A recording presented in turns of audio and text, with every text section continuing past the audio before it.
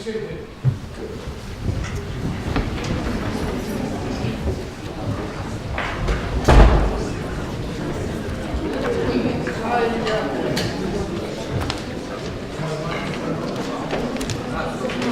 I welcome members to this meeting of the Council, and I welcome the members of the public. I remind you that remind members of the public that you're here to listen.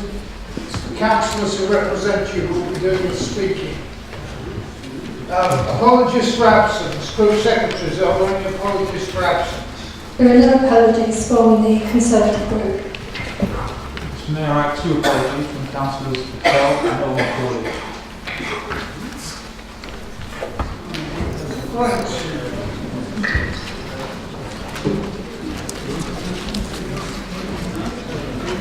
I now call on Rosette Mandaria, who is from the Baha'i faith, who is the fifth and last of my guests to address council. Rosette.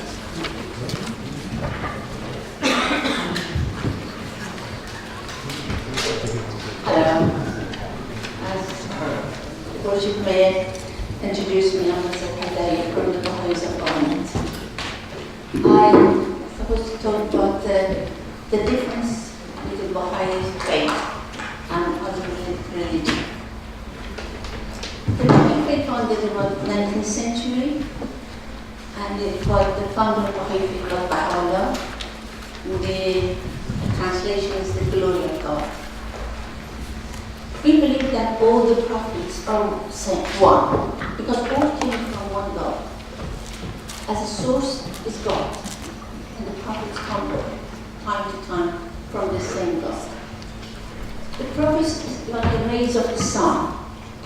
They can come rays from today, 1,000 years, 5,000 ago, 2,000 ago, 1,000 ago. They all come same because it's from one source, which is sun. And Muhammad says, "O people, words are revealed according to capacity, so that the beginners may make progress. The meek must be given according to measure, so that the babe of the world may enter into the realm of grandeur and be established in the court of unity." Each divine revelation is divided in two parts. The first part is essential and belonging to the eternal world. It is exposition of divine truth and essential principles. It is an expression of the love of God. This is one in all religion, unchangeable and immutable. The second part is not eternal. It deals with practical life, transactions and business, and changes according to the evolution of man and the requirement of the time of each prophet. So all the prophets are saying they bring same messages of moral education for good of this world and humanity. But the only difference differs in the time they are coming, the teaching they bring to suitable for that time. So Baha'i teachings is that we believe in oneness of God, which is whatever name we call it, is God. It's the same God, referred to the same God. As we believe the religions are one, all the same. There is nothing different between them because they all came from one God. Only differs in the different time they come. And the humanity is one.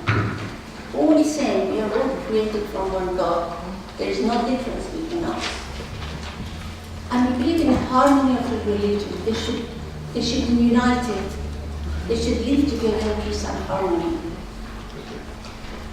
We believe in equality of sexes. This is what in the 19th century, early 19th century, it was 776 years ago. But Allah said, men and women are equal. They should have equal rights, equal privileges, and to have education and progress. We explain that men and women like wings of the bird. If one isn't wicked, the birds cannot fly properly. Baha'i children, they don't inherit their religion from our parents. They have to, when they get to the age of 16, they have to study all the scriptures and decide themselves. Because religion is something comes from the heart. It's not that somebody has to tell you what to do. I do believe the old religion are one. There's no any difficulty that we get married with other religion. We can marry, it's not forbidden for us. We can marry any other religion. But also we don't have a clergy in Baha'i faith. But we believe that it's not necessary anymore. The time it was necessary because it was that time there were one or two handful of persons they knew about the Bible, about the Quran, and they would explain to people because the people they weren't educated. There wasn't a facility like today. So they would stand up and tell people about the Bible explanation of the Holy Books. So we don't have any. And the other things, we don't have any churches or synagogue or mosque because we pray at home. We don't see. It hasn't been necessary for us anymore to have to go to the church or places to pray. We can pray at home and then we can go to work and come back. It's just, it made it easier for this time, whatever teaching is. And we don't have any sects in our religion. It hasn't been divided. It's not going to be divided because every book, every being translated, it will go to the special offices at the moment in Haifa, and they will check everything. Even one word shouldn't be changed. But if you change one word, division starts. So every book, everything translated, or everybody talks about Baha'i faith, if anything example, has to come from the book. Because the time of Baha'u'llah came, pen and paper was available. You have all the handwritings. The handwriting of Baha'u'llah is all kept at the moment. And so we haven't got any division. But we believe in peace, justice, love, and harmony. And the Baha'i faith, when it came, it was global. It thought it was global, not regional. That's what Baha'u'llah said. It is not for him to pride himself, who loved his own country, but rather for him who loved the whole world. The earth is one country, and mankind is citizen. Thank you. Thank you very much. Rosette, thank you very much. Those of you who have the opportunity to meet the Baha'i faith and the members of the Baha'i faith in Barnet, well, what a lovely group of people they are. And I had the privilege of hosting the party for the 200th anniversary in the middle of last year, which was a lovely, lovely party. Thank you again. Declarations of interest. Please note that members do not need to declare an interest in respect of any matter within the budget report, which may only affect them in general terms. Are there any interests to declare? Members have an interest to declare, and they advise which agenda item the interest relates to. Are there any interests to declare? No. Minutes of the last meeting. Does the Council agree the accuracy of the minutes of the Council meeting held on the 30th of January, subject to correcting the spelling of my name? Don't be past me by edits. Councillor Longstaff, I believe this is now right. Can those be agreed? Thank you. We come then to official announcements.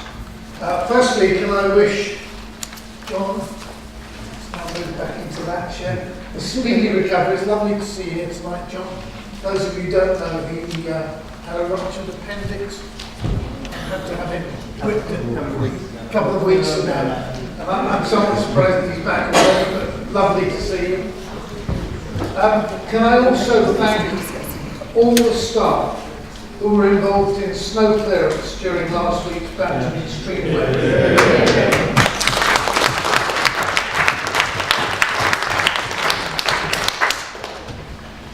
I'm very sad to announce the recent passing of several figures well known to the Barnet community. Firstly, I'm sad to announce the death of Chris Amanda, who is the husband of former councillor Katia David and the founder of London Greek Radio at the age of just 59. I'm also sad to announce that the widow of the former Hendon North MP John Gorst passed away a few weeks ago. Councillors will also already have been advised of the passing of former councillor Wayne Casey on the 16th of February, again at a young age of just 54. Can I invite Councillor Jack Cohen, who was served with him as a Liberal councillor for a number of years, if you'd like to say a few words. Jack.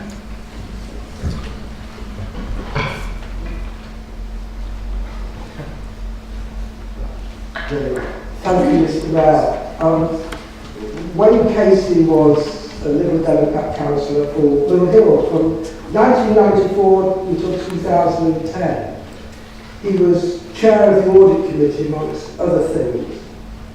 Mr. Mayor, Wayne took his council duties very seriously, but he never took himself seriously.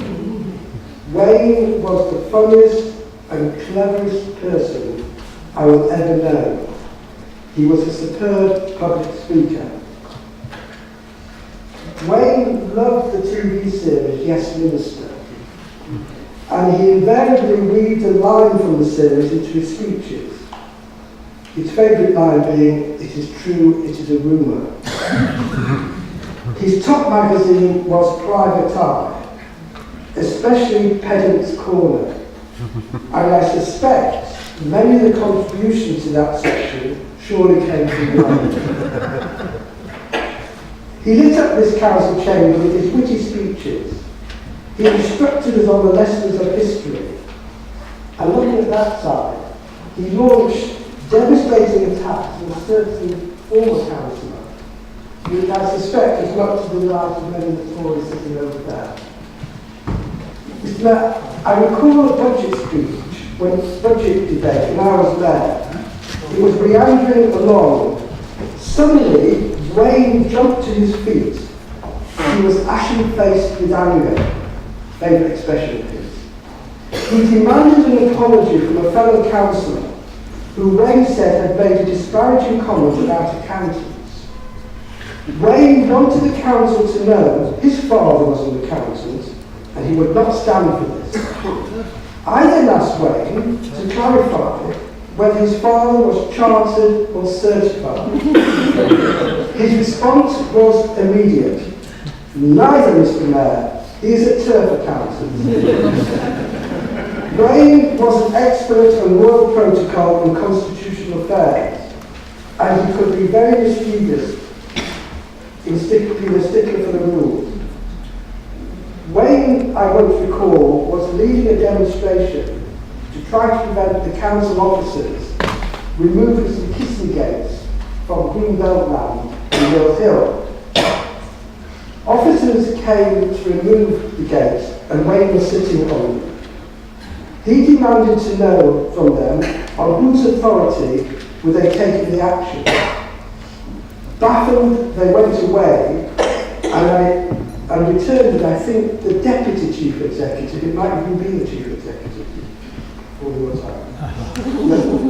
are you? Asked Wayne, knowing perfectly well who it was. Show me your ID. And of course the Panjandra forgot to bring his ID. And so Wayne won the day, although the kissing gates of course were removed eventually.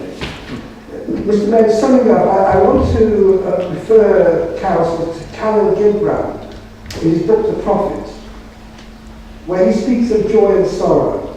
And he says this: when you are sorrowful, look again into your heart, and we shall see that in truth You are weeping for that which has been your delight. So it is with Wayne, taken from us too soon. He will be sorely missed across the political spectrum by residents of Mill Hill and his close friend, former Councillor Jeremy Davis, who's in the public gallery this evening.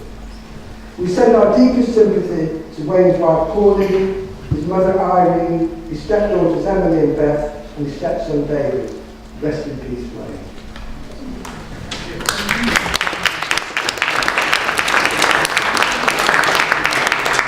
Councillor Cornelius. Mr. Mayor, thank you very much. I echo a lot of what Councillor Jack Crane has said, and Wayne was certainly well thought of on this side of the council. Despite having been an opposition councillor, he was always very interested in the Barnet view and willing to back for Barnet in a cooperative effort, and I enjoyed working with him.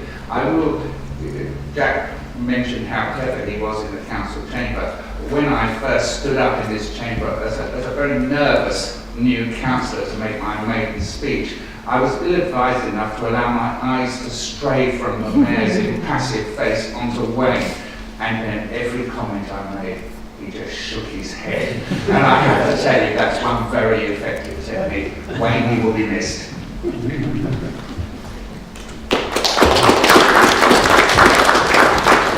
Councillor McGirt. Thank you, Mr. Mayor. Myself and Wayne were elected to this council on the same day. Same as the young man to my left was elected to this council. It was a history-making day. It was the first time, due to victories in East Barnet, St Paul's, Mill Hill, which my then partnership colleague Jane Allister was mortified at, as I mentioned to Joan Ryan and Alan Williams, who came to the county Ashford that day, and the one seat in Hale. That gave us 8 years of administration that wasn't Conservative for the first time in this borough's history. Wayne was an advocate for fairness, and he was part of the things that we did. Things that we did in those 8 years, but I think all of us who served in those 8 years are exceedingly proud of. One of the things I do remember, Wayne, is when we went to the cabinet and scrutiny system, we were looking at the street-based service, recycling and refuse contract. I was the cabinet member for environment. Wayne was then the chair of the scrutiny committee. He showed us, and we showed the world, that actually backbenchers did have a role in making policy. We didn't agree on everything, but I think it's safe to say that we produced, under a Labour and Lib Dem council, produced one of the best street-based service refuse and street cleansing contracts that this council has ever seen. It has been tweaked, but even the Tories have not been able to sell that off to the private sector. That's how much work we put in, and Wayne put in, to actually ensure there's a contract that couldn't be broken, that served the people of this borough. Wayne will always be sorely missed by his family and friends, and deeply remembered by his Barnet family who worked with him. He believed in serving the people of this borough. What I will say, and Wayne would actually expect me to say so, it's not saying I'm advocating that Lib Dem or Labour first. Wayne would be mortified if I did. He would believe in the best services for the people of this borough. But as I said, Wayne was mischievous, exceedingly naughty, stories I would not tell in this chamber, that's for another day, I can tell you that now. But a man who served this borough so well. Once again, sorely missed and definitely remembered by the people of this borough.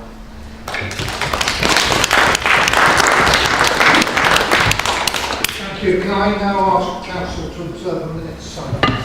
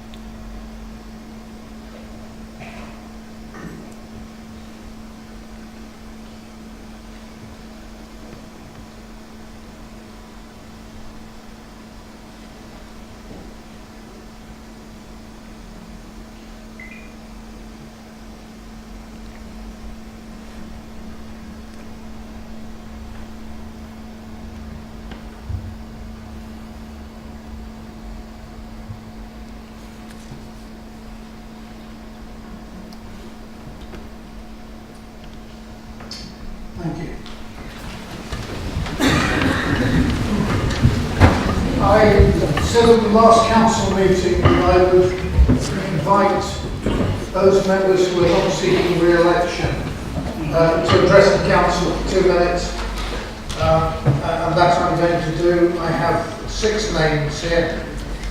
Councillor Orbach, that's it first. Thank you, Mr. Mayor. I didn't expect to be the first. Caught me off guard. So whilst my stint as a councillor has been a mere flutter compared to the decades some of my more esteemed colleagues here have spent, it has been quite an eye-opening experience for me. Back in the heady days of May 2014, our main concern as a nation was how elegantly the Labour leader could consume a bacon sandwich. Thank goodness our political discourse has improved since.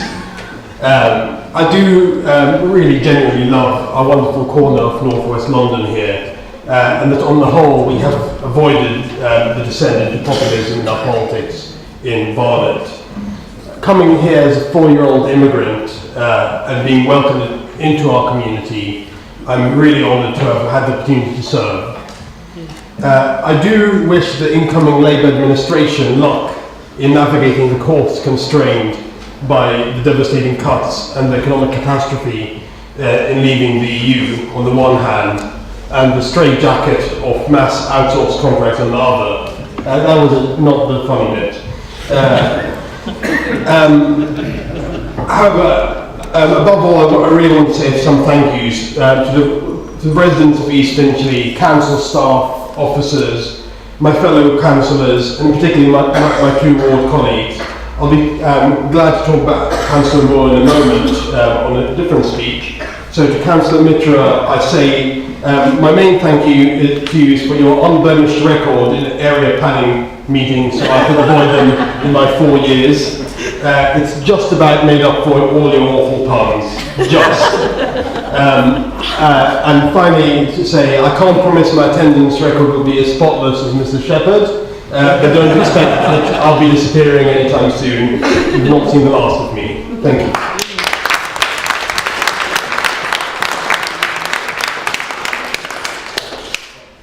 Councillor Chalice. Thank you, Mr. Mayor, for giving me this opportunity. I've enjoyed my time on Barnet Council. I've made friends on the council chamber, some of whom I may not even agree with politically. I have enjoyed my time representing the people of East Barnet Ward alongside Councillor Cohen and Williams. It has been a real honour to represent the borough that I grew up in. I hope that whoever is elected in the seat that I have held enjoys their time the same way I have done. It's been a privilege to work with great councillors, both past and present, and thank you to the officers and staff who play such a vital part in running of this council. I'd also like to thank my husband, son and family for their support, whether it's been accompanying me to events or knocking on doors. They have been there for me. There have been times when as colleagues, mindful that everyone has tried to have their day in court. Sometimes it has been unnecessary, but other times I believe we have done justice to topics where we have been able to uphold respect and dignity in discussing, and to which this council showed its ability to find consensus. I feel wishing you all luck in the upcoming election could be seen as disingenuous. Instead, I wish you a healthy election. Thank you, and thank you, Mr. Mayor.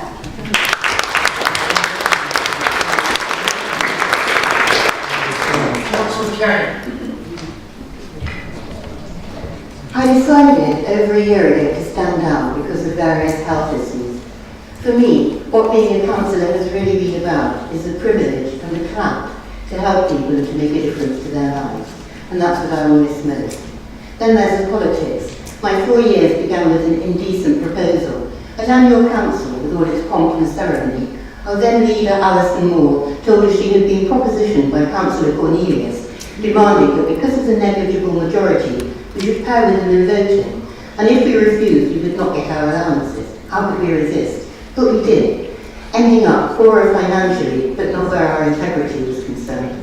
Then I had my first surgery. A family came to see me. It was Saturday morning, and they had a final eviction order for Tuesday because of a long-term rent arrears, when the family would be broken up, for baptism of fire.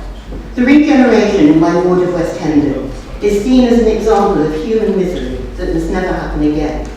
We're living in a borough in which the Tory head of housing doesn't want poor people living in Barnet, calls for British homes for the British, and tells me he thinks I'm old and decrepit, so he doesn't like older people either. Then there's Capita, a disaster that should never have happened. Libraries are no longer libraries. There have been cuts to disabled children and things like bowling greens for the elderly and the partially sighted. The mayor has never thanked me for the lovely picture that appeared in the Daily Mirror of him reading the golf magazine during the day on libraries. But when an irate council member yelled at the last council, I have had to sit here for 4 years listening to that lady. Can you ask her to stop talking? I must have done something right. Thank you everyone. Balete.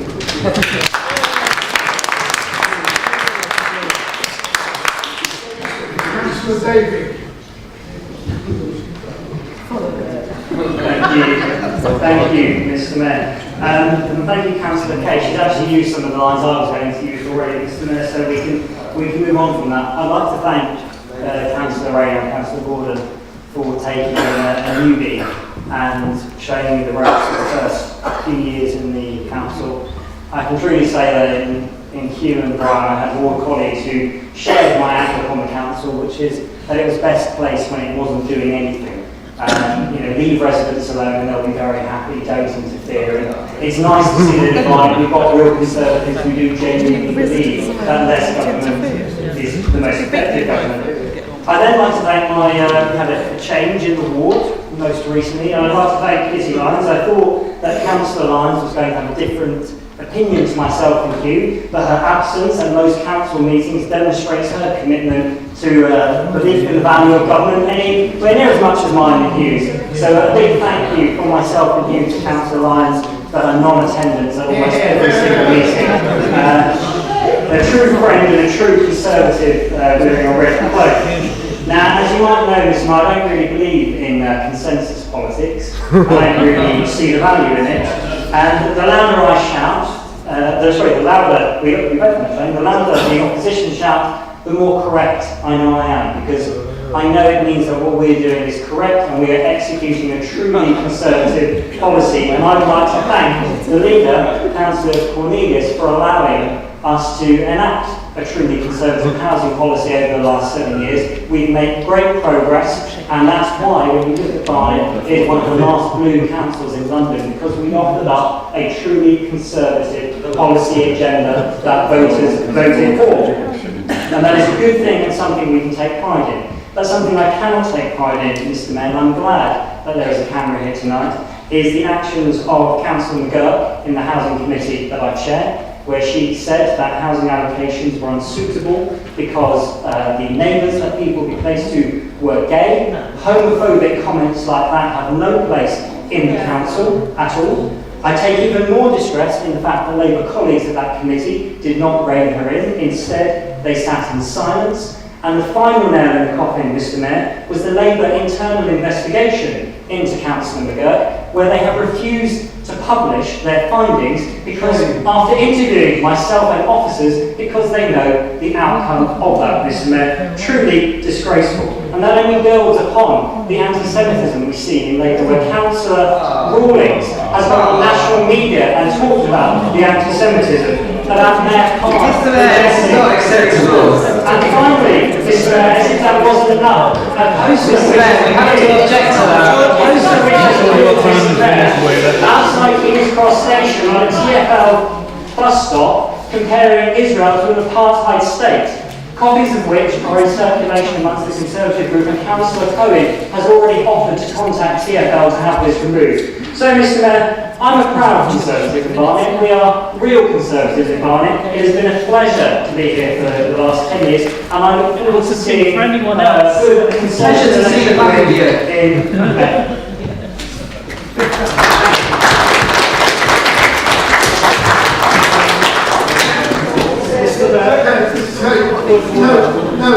I didn't draw up any guidance for what people could say. They can use the 2 minutes to say what they like. It shouldn't be offensive, I accept that. We can all draw the lines somewhere. Councillor Tierney. Well, I have to recheck the word valedictory. I'm positively delighted here. Thank you very much, Mr. Mayor. I just checked the time. Well, after the longest term on the council, I've decided it's time to quit. I shall miss it, I know, but for me it's time to go. Promise for the rest. It was very hard work. It was very hard work at first, working full time and attending all those committees. It remains hard work today for councillors with full time jobs. And of course, email has intervened since then. And what a difference that has made. Now there's no respite. And the volumes, don't count the emails, count the screens of emails. It was what I wanted to do, of course. Otherwise, I'd hardly have stayed for as long as I did. It was never a job. It was never a job we had. There was always so much more than that. Sorry, the last one. Way back in 1994, for reform of administration with the Liberals, it was a very busy time for us. We got a lot of work done, opening the committees to public participation, town centre forums, etc. We opened up the council effectively. I was on the planning committee right by town. Not the easiest role perhaps, always battling for more affordable housing, more than developers wanted to give. We got the regeneration on the way with the Clipperwood chapter in the UDP, for example, and some preparatory work done in West End and elsewhere. I enjoyed my time as cabinet member for partnerships, the voluntary sector, to include grants and the voluntary sector, and the voluntary sector compact. And who can forget Angela Corbett, who last year, sadly only a few months retired. Dreadful. Sorry, my glasses are I've got new glasses here, folks. It was an honour and a privilege to be elected by the local residents, to represent them on the council. It was an honour to be part of the community and to be chosen, together with my ward colleagues, to represent them at the town hall throughout 6 consecutive elections. I want to pay tribute to all the councillors and officers I worked with over the years. And in particular, I want to pay tribute to my ward colleagues, Kath and Kitty, and then from 2006, Kath and Ross. And also my Saturday surgery colleagues at the Art Step, my Woodhouse colleagues, Jeff and I. I want to pay tribute to them all. I want to mention Alison and her leadership over the years, and also our East Listed colleagues, Arsham and Roback. It was a great experience to be there. As I said before, it was never a job. It was a privilege to serve, it was a privilege to be there. And I'm glad I got it, but I realised, especially with the eyesight I appear to have, that I have, it's time to go. Thank you very much.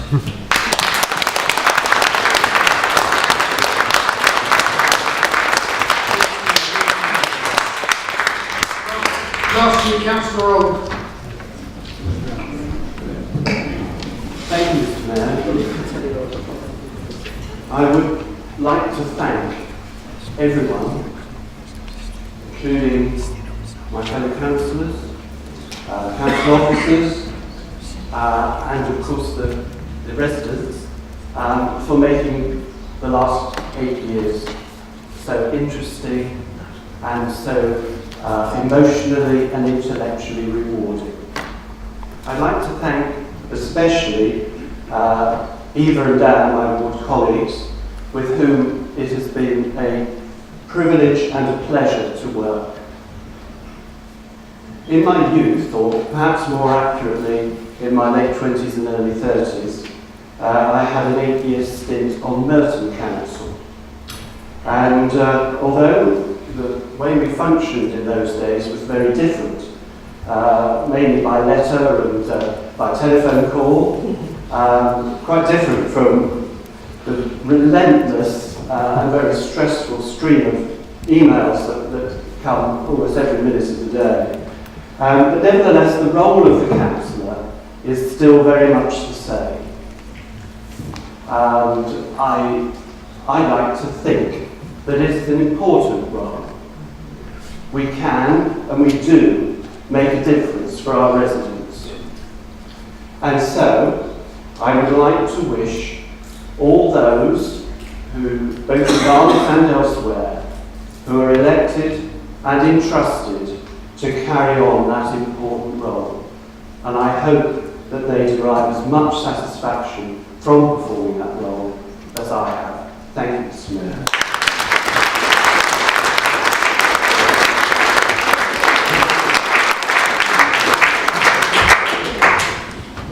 I'm not standing again either, but I'm not going to use 2 minutes today because I will have the opportunity at the annual meeting where I shall start the meeting in the rather odd position of still being the mayor but not being a councillor, and I shall keep my comments until then. Can I say the last 2 speakers came up with the sort of speech that I was expecting.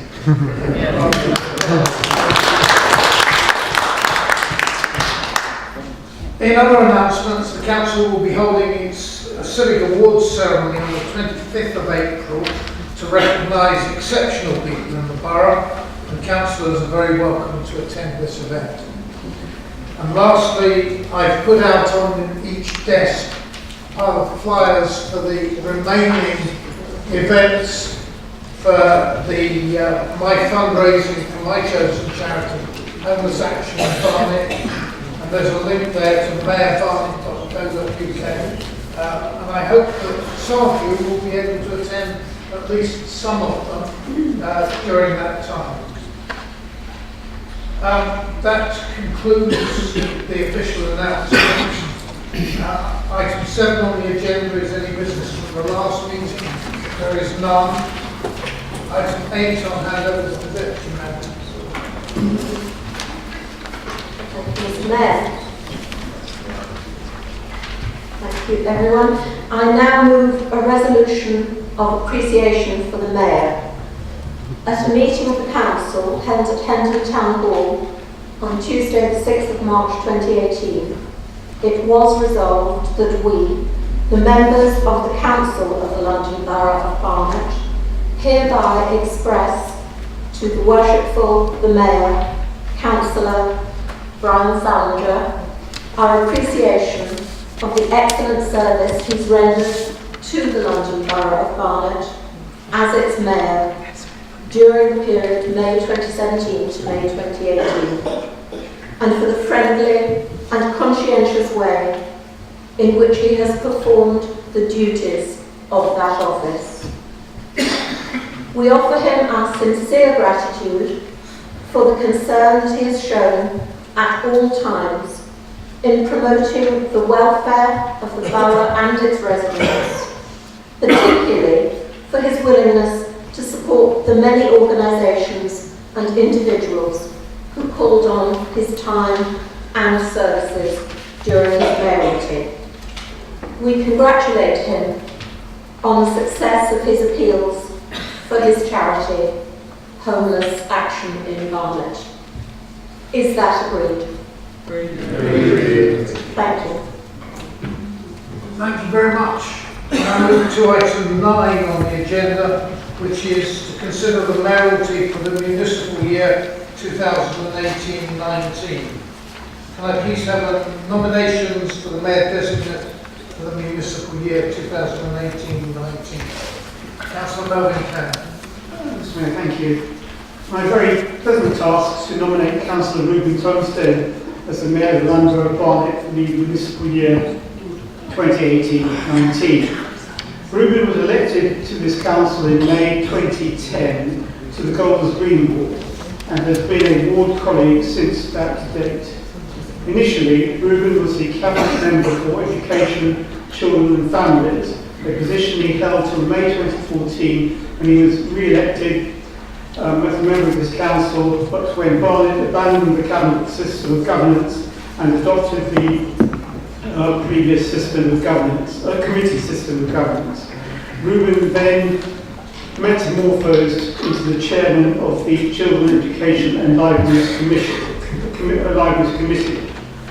Prior to his election to this council in 2010, Reuben served the borough in a number of educational positions as the governor of Summerside Primary School from 2005 to 2010, and as the governor of Compton Secondary School from 2007 to 2010, and as the governor of Claremont Primary School from 2009 to 2012, and was in fact the chairman of governors from May 2011 to May 2012.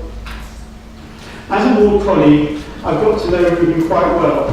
He's always been courteous and hard-working and receptive of other people's views.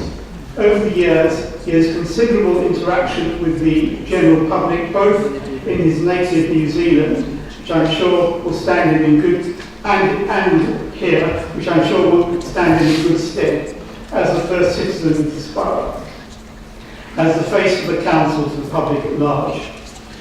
He's a qualified teacher by profession and still continues to teach, notwithstanding his extensive commitment to the CELS committee as a supply teacher in largely secondary schools in North London, his specialism being in science subjects.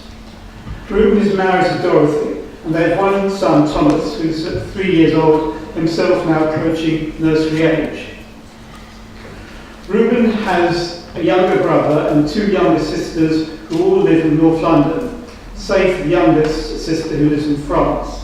As a ward colleague, I can vouch personally for how hard Ruben works for the council and for his constituents, and his stewardship of the CELS committee has been exemplary, and in particular he has successfully guided through the council the reform of the library system, in that unlike other neighbouring boroughs, not a single library in Barnet has been shut. Members of the council, colleagues, I have no hesitation in proposing Councillor Ruben Francis Tomstone to be the Mayor of the London Borough of Barnet the ensuing municipal year, and if elected, I wish him well in future endeavours. Mr. Mayor, I so move.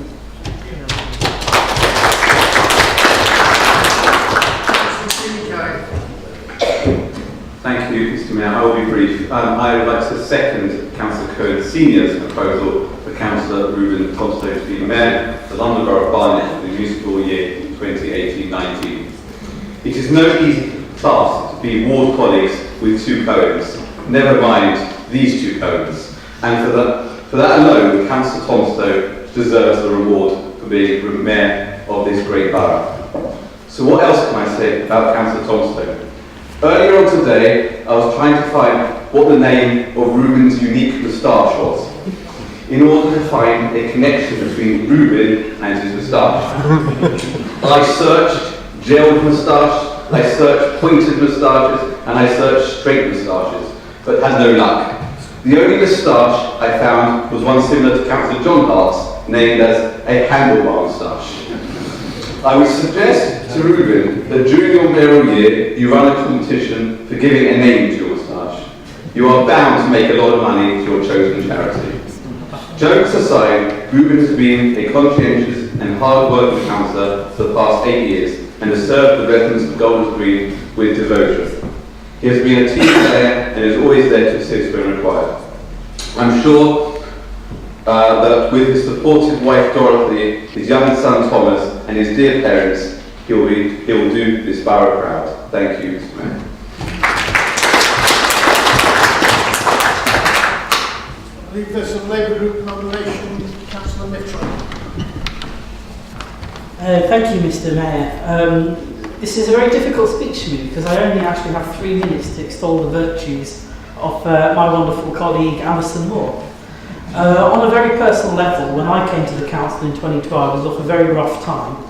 My uncle, whom I had been a carer for, had died of cancer, and my grandmother, who I was also a carer for, had been diagnosed with dementia. But I couldn't have got through a very rough time without the unstinting support of Councillor Moore.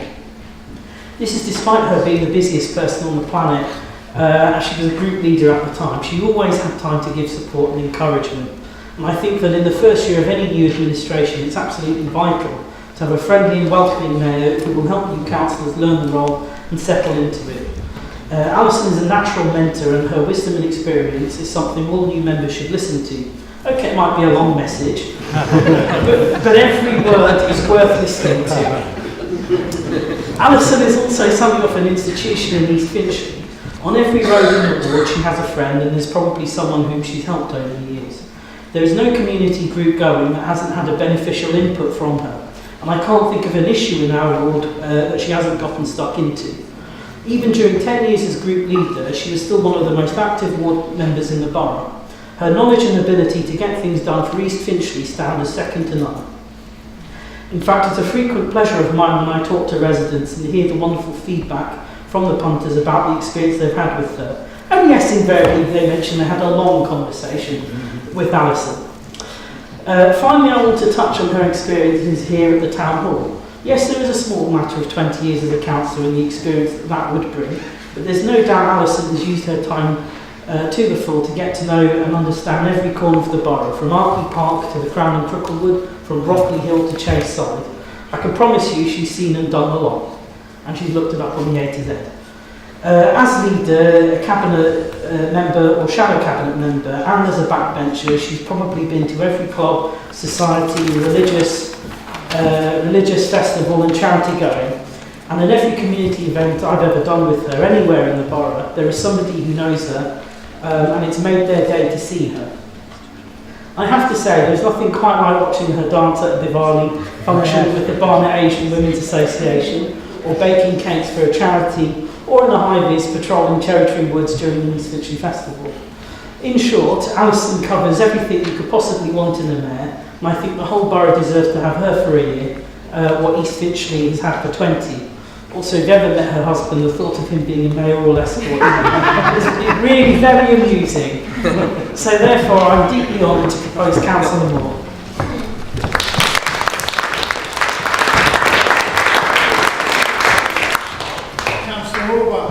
Thank you, Mr. Mayor. I'm delighted to second this nomination. Councillor Moore has known me since I was 17 years old, which is a fact that she reminds me on a very frequent basis. I'm very thankful to her support as a ward colleague over the recent years. But more importantly, I will be eternally grateful to Alison and her husband Tony to introducing me to real ale at the East Finchley Festival beer tent. My liver is less thankful, but beer taste is one of the things we do share in common. Councillor Moore combines a sharp intellect with a genuine love for our area. As Arjun, Councillor Mitter mentioned, there isn't a community event in East Finchley or beyond you won't see Alison at. As well as that, she's second to none in understanding how our council works, as many of you will know, together with knowing our borough inside out, down to the house numbering order in far too many streets. Now, whilst I understand that some of you may have trepidation as to whether Councillor Moore's propensity for detail will lengthen meeting time, as Councillor Mitra has said, I can assure the Council that the Mayor's escort will provide an adequate check and balance with his steely stare if the meeting goes on too long. With the Labour administration coming in, Councillor Moore will make a fantastic mayor to oversee a transition, and I have no doubt you chair full council in a fair and effective manner. So it gives me great delight to commend Councillor Alison Moore as the next mayor of the London Borough of Barnet.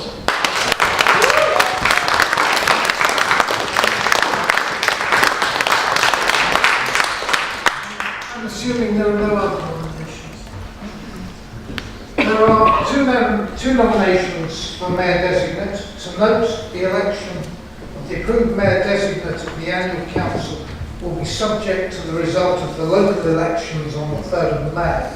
And the vote for the Mayor-designate must either be in favour of the Conservative nomination or in favour of the Labour nomination, and votes will be taken on each. Can I have those in favour of Councillor Reuben Thompson? 32, Mr. Mayor.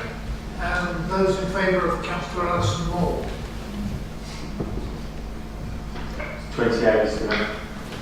Councillor Thompson is duly approved as the Mayor-designate for the municipal year 2018-19. And I invite the Mayor-designate to nominate his deputy. Thank you, Mr. Mayor. I nominate Councillor Calvin Stock as my deputy mayor. Nomination agreed? Agreed. We move on to part 3 of the agenda, statutory council business. Report from the leader. I call on the leader to move reception and adoption of item 10 on the agenda. Councillor Cornelius. Mr. Mayor, thank you for allowing me to use this facility in the council meeting. I always wondered what it was for, actually, but it now tonight has two purposes. I have to tell Council that a couple of weeks ago I was visited by the Electoral Commission, who announced that they will be conducting a review of the wards and the councillors in Barnet. It's not something that we have any choice about. It will happen, but we are required to make a response by the end of this month, which is inconvenient for us in terms of the electoral cycle, as to how many councillors we think we need and how many wards we think they should be distributed amongst, and whether they should be evenly distributed. Mr. Mayor, what I would like is to have the support of Council to go forward saying that we will have 21 wards of 3 members each distributed evenly around the borough. If there was some indication of that, so that it would be a council response rather than a leader's letter or a group letter, that would be helpful in terms of making it stick. Is there? It's not really big, but yes, we support that. Thank you very much. Thank you. The second matter to bring up is, you will have heard me chaunter on about how unfair the funding distribution is relative to, from Barnet relative to the inner London boroughs. And this is something that is shared by outer London boroughs regardless of their hue. Indeed, many outer London boroughs' finance officers are working together to build up a case to submit to the government, and a response is required urgently to that. I don't think there's any political argy-bargy. I think we need the money in Barnet. Problems have migrated to outer London, the population has migrated to outer London. We have longer roads and etc., more difficult ways. It's more difficult to do our work here than it is in inner London. And also the character of inner London has changed relative to outer London. So, Mr. Mayor, what I'm looking for is support in asking the Chief Executive to write an appropriate letter, which has to be in this week, and subject to Councillor Rawlings and my final agreement on it, if that is agreeable to Council. Thank you. Councillor Rawlings. Yes, briefly, thank you, Mr. Mayor. Now, I do welcome the consultation, as the present system was created in good faith, but did not have the ability to properly respond to demographic changes and changes in the relative need of different local authorities. However, it is important to realise this is about changing the distribution of a very diminished pot of local authority funding. There is insufficient money allocated to councils to effectively carry out the work we're asked to do. We've seen the problems facing counties like Northamptonshire and Surrey. Most county councils are approaching the cliff edge of effective bankruptcy, and many London boroughs will approach that cliff edge in 2020. So redistribution under a fairer funding formula may shuffle some councils nearer the edge and offer some temporary respite to others, but in no way compensate for the chronic underfunding of all public services established since 2010. It would take the government to be more radical, or more realistically, a more radical government, that respects and funds local government to a level that ensures we can cut homelessness and roughly to provide services for those most in need and encourage a thriving local economy. Now, it's difficult to predict how Barnet will be affected when the new formula is implemented. I presume most of outer London will do comparatively well compared with inner London, due to, as Councillor Cornelius said, population increase, faster growth in demand for services, especially for the young and old, changes in parts of housing and housing tenure. However, this is a national scheme, and Secretary Jarvis, the Secretary of State for Communities and Local Government, has already insisted 762.5 million is taken out of London while we pilot the 100% business rate of retention. We don't know if this will increase. We saw our schools suffer real cuts in order to shore up schools in the shires. Will the same political decision be made in this case? But despite these dreading concerns and the recognition that local authorities need to change the government rather than tinkering with the distribution system, it is a necessary reform. We welcome it and we will be supporting the recommendations. Don't forget the city.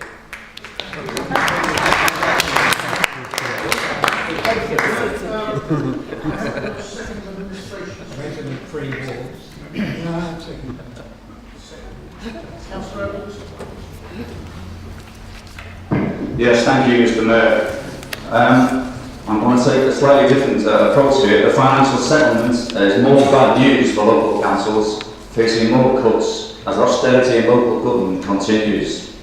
The settlement is not enough to meet the pressures facing local government. The Tory government continues to devolve responsibility to councils to deal with the funding crisis that it has caused. Social care services, for example, across the UK are facing annual funding gap of £5.8 billion. The LGA requested that the government use money from business rates to ensure that councils can meet their commitments for this coming year, but no extra money has been forthcoming. Barnet's own business plan gives a stark warning in the appropriately named the Graph of Doom, and predicts that adults and children's services will make up the total council budget by 2026, leaving no room for any other service.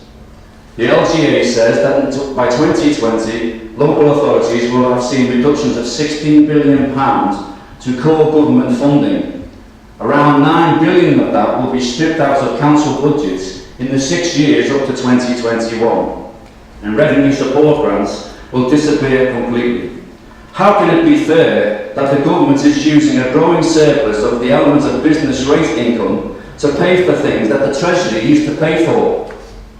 Next year, the business rate surplus is due to grow from 6.6 billion to 8.4 billion. This is the equivalent to more than the cost of cutting corporation tax from 20% to 19%, and contributes a third of the cost of increasing inheritance tax allowances. The business rates paid directly to the government will soon exceed the amount paid to local authorities in revenue support grants.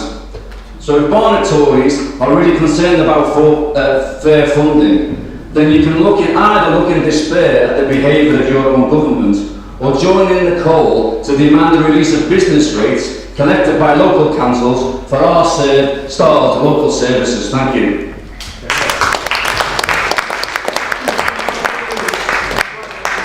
Mr. Mayor, since there's a danger of agreement going around, I won't be too political about this, but it is extraordinary that the Labour Mayor of London is giving London's business rates away out of London. If we face such a terrible funding crisis, then that shouldn't be going away. It's part of London's money, and it should remain in our city. But in the meantime, the discussion today is about the redistribution. It is a distributive problem that we have to attend, and if we don't make our voice heard with unity and effectively, then we will be the worse off for it. It's a 16% corporation tax. Members should have on their desks a copy of a resolution, a recommendation. It's been suggested that it should read, the council agrees that, rather than just notes.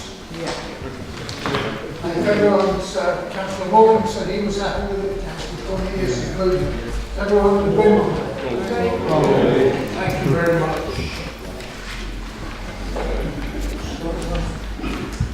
Petitions to debate, there are none. That moves us on to item 12. I now move suspension of Council Procedure Rule 26 to allow the initial speeches on the budget to be up to the following length: 15 minutes for the leader, 10 minutes for the leader of the opposition. Is that agreed? Now call on the leader and chairman of the Policy and Resources Committee, Councillor Cornelius, to move reception and adoption of item 12.1 on the agenda. Mr. Mayor, thank you very much. I'd first of all like to start with a big thank you to the officers for their work throughout this 4-year period of the Council. It's been a time of great success in terms of what we've achieved on the financial and delivery side of the Council. We all know that it's been a difficult funding situation, and as is the way in all large organisations, there have been surprises and mistakes to deal with. Even so, we have arrived at a balanced position and have kept our regeneration schemes running. Just look at a transformed Colindale and Stonegrove. It's a pity Graham Park has been temporarily sabotaged, but we live to fight again there. We started to work on the new two pool complexes and the youth zone. We've built an impressive number of homes, and we've built some council houses and started on more. We've actually built 46 council houses. Of course, the much lamented Labour Lib Dem administration over the other side of the chamber in its time in power built none. And we've seen the outsourced contracts deliver in terms of cash saved and performance achieved, and I'm pleased to see that the opposition budgets recognise this and look forward to their public support in this matter in the future. No one can accuse this council of being short on ambition and short-changing the taxpayer. We've done well. It's been a matter of pride that we've kept the lid on council tax for 7 years. Now, if I were a socialist, it would be hard to think of a more regressive tax that bears down hard in terms of percentage income lost on the middle class and poor people. A home is almost always, if it's owned, the preponderance of the family's wealth, and yet it's something that can't be disposed of. You've got to keep a roof over your head. Yet it's taxed regardless of disposable wealth. I resent the ideas from Momentum Labour that would see heavier taxes on property. I resent the idea of building in gardens and taxing gardens as well. In fact, I'd go further and express my support for the ideal of the suburbs. I won't stray too much into housing matters, but the idea of a density matrix in the London plan that would require the wholesale conversion and extension of and division of family homes seemed all wrong to me. What's wrong with a couple of garden cities out in outer London, further out than us, I hate to add, and a thorough examination of where families are expected to live. Now, no one is going to see the Labour Mayor's rabbit hutches as the ideal home. Not that he's actually built any, of course. But in Russia, there's an apartments of style by the dictator, the socialist dictator at that, who's in control of completion. So a Gorbachev is worse than a Brezhnev, which in turn is worse than a Stalin. In London, a Khan home will just be so much worse than a Boris one. Let's not despoil the suburbs. I look forward to seeing the Labour group's comments on the London plan, since they voted against the gentle observations that the borough put forward following PNR. I'm pleased that out of London boroughs, other ones, even the Labour ones, are generally hostile to this aspect of the plan, and also the cutting back of car usage. Let's not be bothered by City Hall in this respect.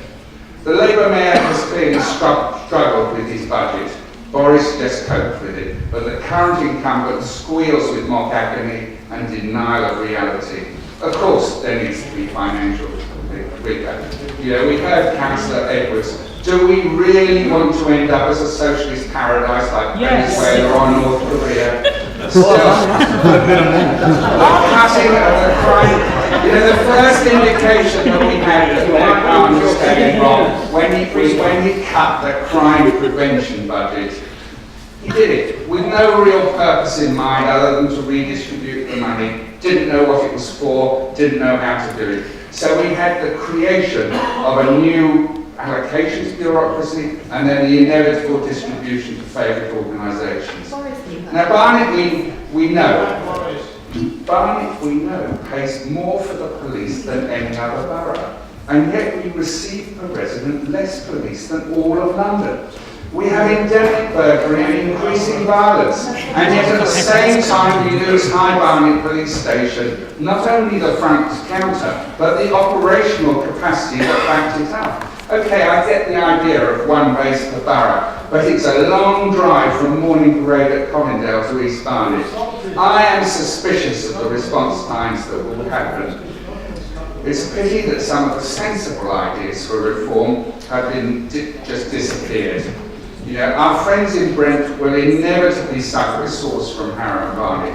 Doesn't this just seem rather vindictive? Now the other thing, of course, we've got the Labour amendment regarding policing. It's quite a miracle really to pay for it for a year out of reserves. So you're going to recruit the police You're going to train them, give them uniforms and all the kit they need just for 1 year and then make them redundant at the end. I mean, I don't get this. It's not something you can pay for from reserves.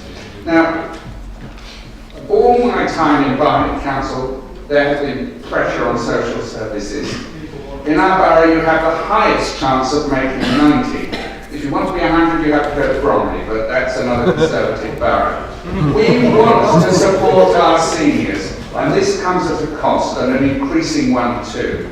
This is why we're proposing a 3% social care precept to help with these costs. And the consultation that we conducted does support that. These bills we cannot avoid, but there does need to be great rigour in making sure that duplication of services is avoided. And I'm delighted that the work by Barnet Social Services has reduced daily delayed discharges from our hospitals to a negligible figure. This is a big thing that they've achieved, and I'm proud that we have managed to support them in this. We've worked hard on cooperating with other arms of the state. It's not always easy, but it is important, and often you find you're at meetings for the sake of filling time, which really annoys one, but one has to be involved, and one can actually tweak even some NHS plans. An organisation like the NHS, with its systematic democratic deficit, needs the help of elected members. And whilst I was surprised actually to be in the same corner as Councillor Phil Cohen, I'm pleased that we were both pragmatic about the STP and the various alphabet soups that have been produced about it.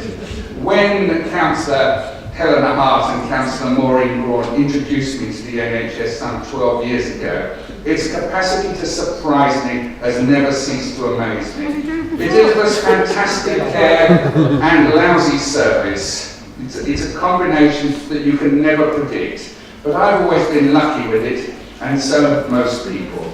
Most people are well looked after, but I'm going to share an ambition that I have for the borough to have a greater degree of control or even take over local health services. I recognise that running a hospital requires a special skill set that I certainly don't have, but everything else would fit really neatly alongside social services and deliver a much slicker, joined-up process of care at home, care in the community, or hospital and residential care. At the same time, we've had an increase in our elders. We've also had an increased birth rate and greater demand for children's social services. We've had the Ofsted review that said we weren't inadequate. No councillor recognised this until the new director came and warned us.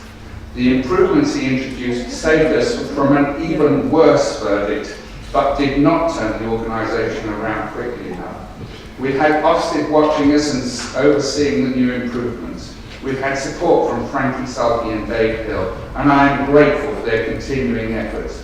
The whole level of support from Essex has been fantastic. Thank you. Two positive reports from Ofsted represent a real change, and I trust that this will be kept up as the years go ahead. I don't want to belittle the efforts that the team made prior to the reorganisation. The officers were all nice people doing their best, but the collective effort just could not be shown to be good. The management changes introduced by our dedicated and inspirational Director of Children's Services have borne fruit, although some of our staff are not quite as used to having rigorous management and consistent reporting requirements as they might have. I am confident that with support we will have an outstanding children's service before too long. However, this work has cost money that has been and will be provided in the future. And there is a lesson here that all departments need to have continuous reform and be looked at hard. I'm pleased that the capital side of the council's budget continues to have the resource to deliver on projects. These will save revenue costs in the future. It will be a delight to get out of NLPP and stop paying rent there. It is an awful place to get to. There are difficulties, and we will need support from Labour in restricting the ambition of the developers on that site and ensuring adequate parking. I know that this is difficult, but we will have to work together on this. I look forward to moving my desk to Colindale for many years to come, I have to add, and also to swimming in the new pools. I'm delighted we've kept the libraries open and not gone down the Labour route of shutting them. The new library at Church End is smart and popular, the new facility at New Barnet will be smart, and electronic access is popular. We now have 20,000 plus people using the cards. There's an issue I agree with opening hours and access for school students, particularly in the run-up to public exams. And we need to look at getting volunteers to help with this. Now I return to the funding formula. We just have to get a better share of this, and I hope that we will, and that the 2020 review will bear fruit. As the best council in London, we do have pride in our past achievements, and I would like to thank all councillors for their parts in delivering this success. It's because with the committee system, it's not just the Conservatives, it's the Labour and Lib Dem councillors as well. Whether it be by nitpicking study of progress, calling out errors, or dogged persistence, whatever the party perspective, we've achieved results. Did Councillor Cook ever think he would persuade me that the Dudding Hill line needs reopening for passenger traffic? And yet he did, and I'm now, like St Paul, I've had that Damascene conversion, and we have to get this done. I also have to admit to Council that I found myself cheered in public by Brent Momentum on this subject. You know, I was a bit worried about that, but it's probably worrying for them as well that I was supporting it. I have to say I am very perplexed by what happened to Claire Coper in Haringey. Momentum is not welcome here, and I hope that the opposition, as it goes forward, will resist that when we are returned to power for the next 4 years. We must make sure that no central party Politburo starts bossing Barnet around. Local government represents the people, and this budget delivers a sound budget for local interests. I move the recommendations in my name. I'd like to turn to the Labour Party amendments, which I found quite interesting. I like the idea of the 5 collections per household of rubbish.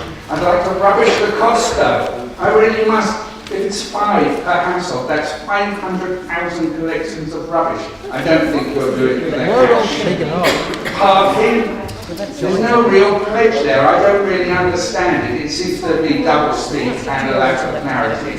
Again, you're not really making a pledge on housing, because you put the caveat in, subject to feasibility and land. On this basis, perhaps the Conservative side would like to promise 801. You know, actually, we built council houses, Labour didn't here. Now, what about this idea of cutting some of the council committees? I mean, yes, okay, that's a sensible economy, but I seem to remember Labour councillors whinging like fury. Where's the scrutiny of this? Where's the examination by elected members? I think there's a contradiction here. We've already talked about the police. You can't use the reserves more than once. Once they're gone, and they are jolly difficult to put back. I move the Conservative group's budget.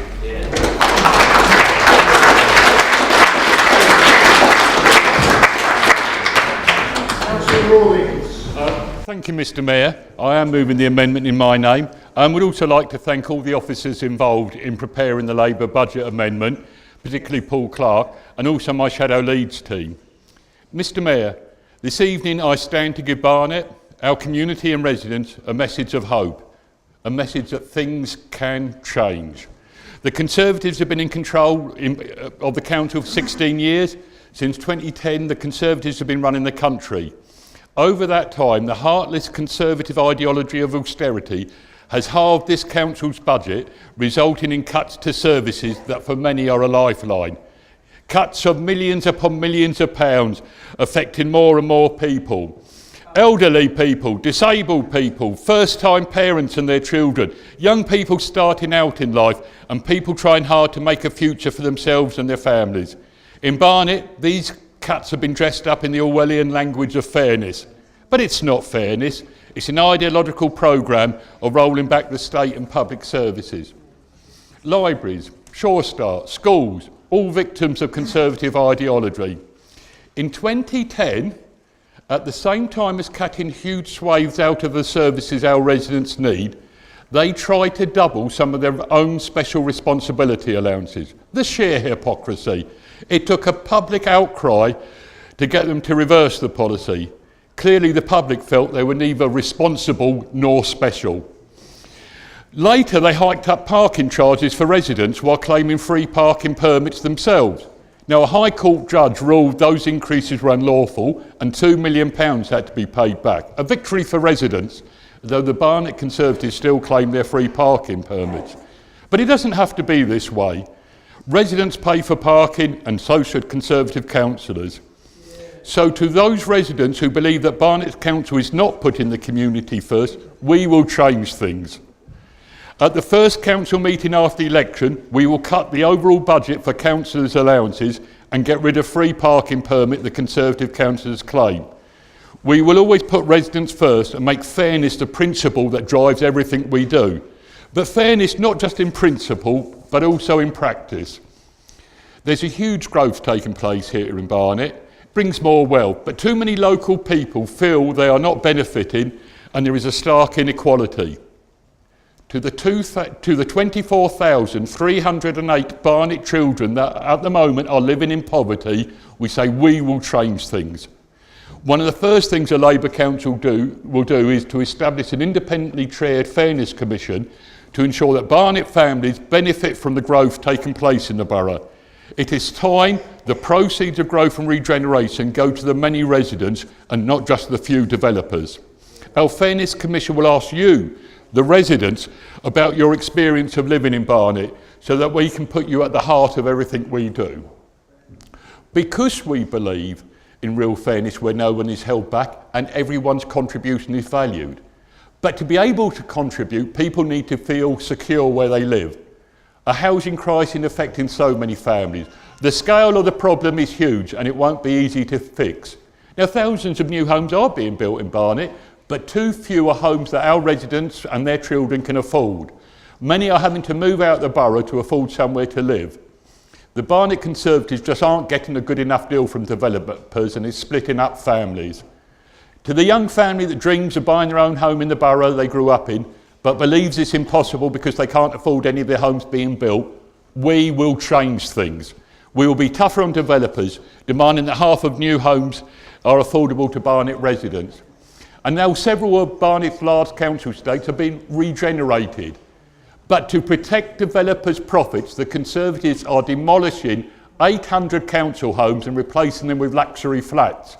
Now, to the 3,000 Barnet children that spent Christmas homeless in temporary accommodation, waiting for a permanent home, we will change things. If elected in May, we will immediately make a start by bringing forward proposals to build at least 800 new council homes to replace those lost through the Conservative regeneration schemes. And in doing so, we will ensure we are protecting the assets and social infrastructure we already have and not dismantle them. Now in 2015, the Barnet Conservatives ripped the heart out of our libraries, cutting staff opening hours by 70%, effectively locking children and young people out and crushing their ambitions. To the young person who hopes for a brighter future and wants to study hard to achieve it, we will change things.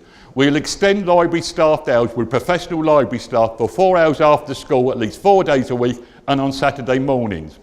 But as well as providing hope for the future, we cannot ignore the fears of the present. The Conservatives have cut £700 million from the Met Police and another £400 million of cuts are on the way. They are forcing the police who work to protect us to do so with fewer and fewer resources. Yet violent crime in Barnet has risen by a third since 2014 and there's been a year-on-year increase in reported antisocial behaviour. You cannot protect the public on the cheap. To our elderly residents who are afraid to go out after dark, we will change things. Labour nationally will reverse the cuts to our police and give them the resources they need to do the job. In Barnet, if elected in May, at the first meeting of our Environment and Community Safety Committee, we will agree funding to recruit 30 extra police officers in a new Safer Barnet police team. This team will reinforce the council's own enforcement officers so they can be more effective in tackling antisocial behaviour. This in turn will free up resources for Barnet Police to tackle burglary and other serious crimes. We will work with the Mayor to lobby for more police whose numbers have been savagely cut by an ill-judged and heartless Conservative austerity programme. And after years of austerity, look around, many of our town centres and high streets are in decline. Shops are closing, lying empty, being boarded up. The Barnet Conservatives have neglected our high streets and town centres, which are in competition with out-of-town shopping centres where parking is free. To the small business in Barnet that are struggling, we will change things. In May, we will provide 30 minutes free parking in our high street shopping centres, starting in four areas in year one and rolling out, encouraging residents back into our high streets and keeping local trade local to give our local shops and cafes a boost. And there is more we can do to help residents in our town centres. We know residents are concerned about the cost of living, you're right. More people this year have told the council that cuts to public services are having an impact on their lives. We want to make sure we are doing all we can to help residents with the cost of living. That's why the proposals in our budget amendment this evening come at no extra cost to the council taxpayer. And if elected, a Labour council will not cost the council taxpayers a penny more than a Tory council.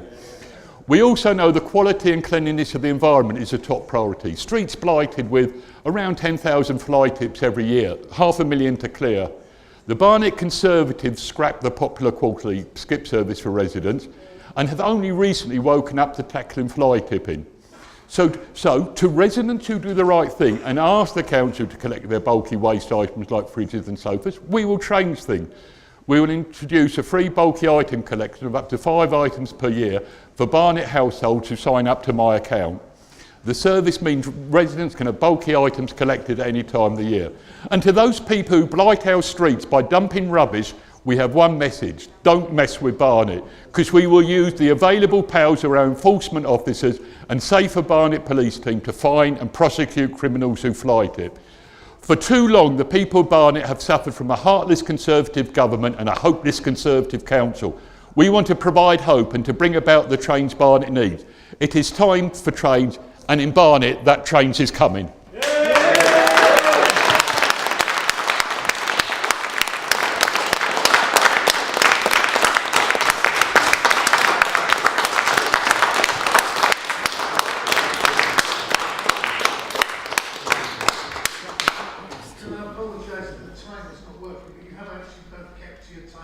Councillor Jack Cohen, 4 minutes.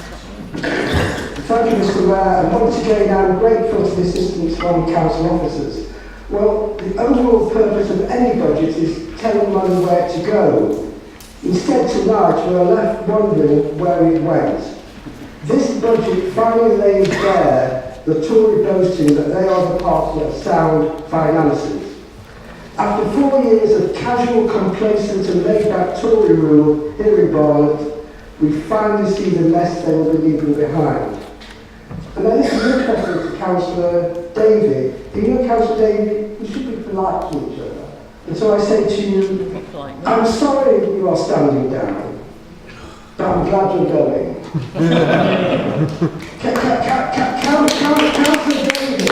Councillor Davey boasted in his valedictory speech that good Conservative councils do nothing. Well, Mr. Mayor, I don't know whether you know how Gilbert Sullivan's operetta Iolanthe is currently performing at the Coliseum Theatre. And Gilbert's most famous line describes the House of Lords thus: they have done nothing in particular and did it very well. In Barnet, the Tories have done nothing in particular but did it very badly. They basically sold off the cows of private enterprise, they washed their hands of any responsibility, and they sat back and watched our libraries run down, and presided over deteriorating public confidence. Yet they continue to stick to the mantra that privatisation is the answer to everything. Councillor Finn tells us at every opportunity that outsourcing saves us money. He was at it again last council meeting. He boasted capital savings £1 million a month. He never produces any real evidence. More importantly, he never discloses the added extras we continue to pay.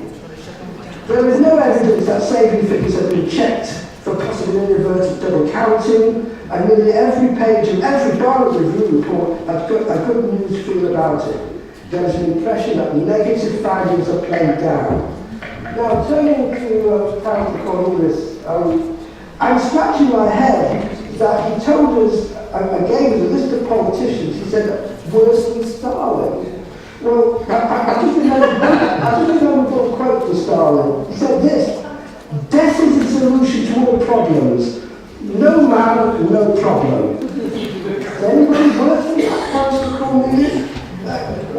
Councillor Cornelius believes has run out of excuses. At the last council meeting, there was some criticism of the way we dealt with the stone. I'm glad that we responded very well. But he said this from challenge to defend the administration. All he could say was, we've been outwitted by the stone. I like Councillor Cornelius, it's well-meaning. However, the truth of the matter, though, is this. He's been more than outwitted by capital and the like. The hawks on his side have bamboozled, bewildered and duped him into adopting policies which I do not believe he wholeheartedly supports. Mr. Mayor, I wonder how many times you have to be hit in the head before you find out who's hitting you. Let me tell you this. Our residents have found you out. It's Barnet Tories. The message is clear to the Conservative group tonight. Your time is up. Time to pack your bags. Time for a change. I move my amendment.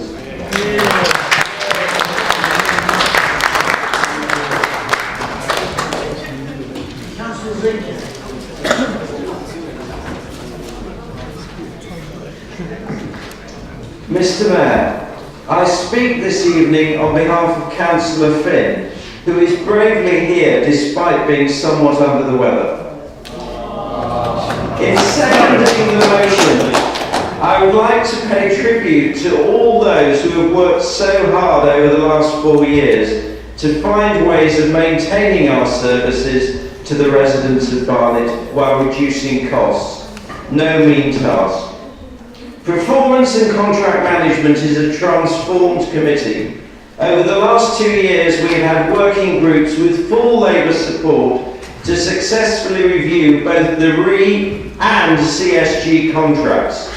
We've redesigned the performance report, which allows for a much clearer scrutiny of the financial performance of the council, each theme committee, and each of the major outsourcing contracts. Those outsourcing contracts have been a central plank in the cost reduction programme, and our work demonstrated, Councillor Cohen, Jack that is, unambiguously that we have achieved the central cost reduction goal despite 1 or 2 problems on the way.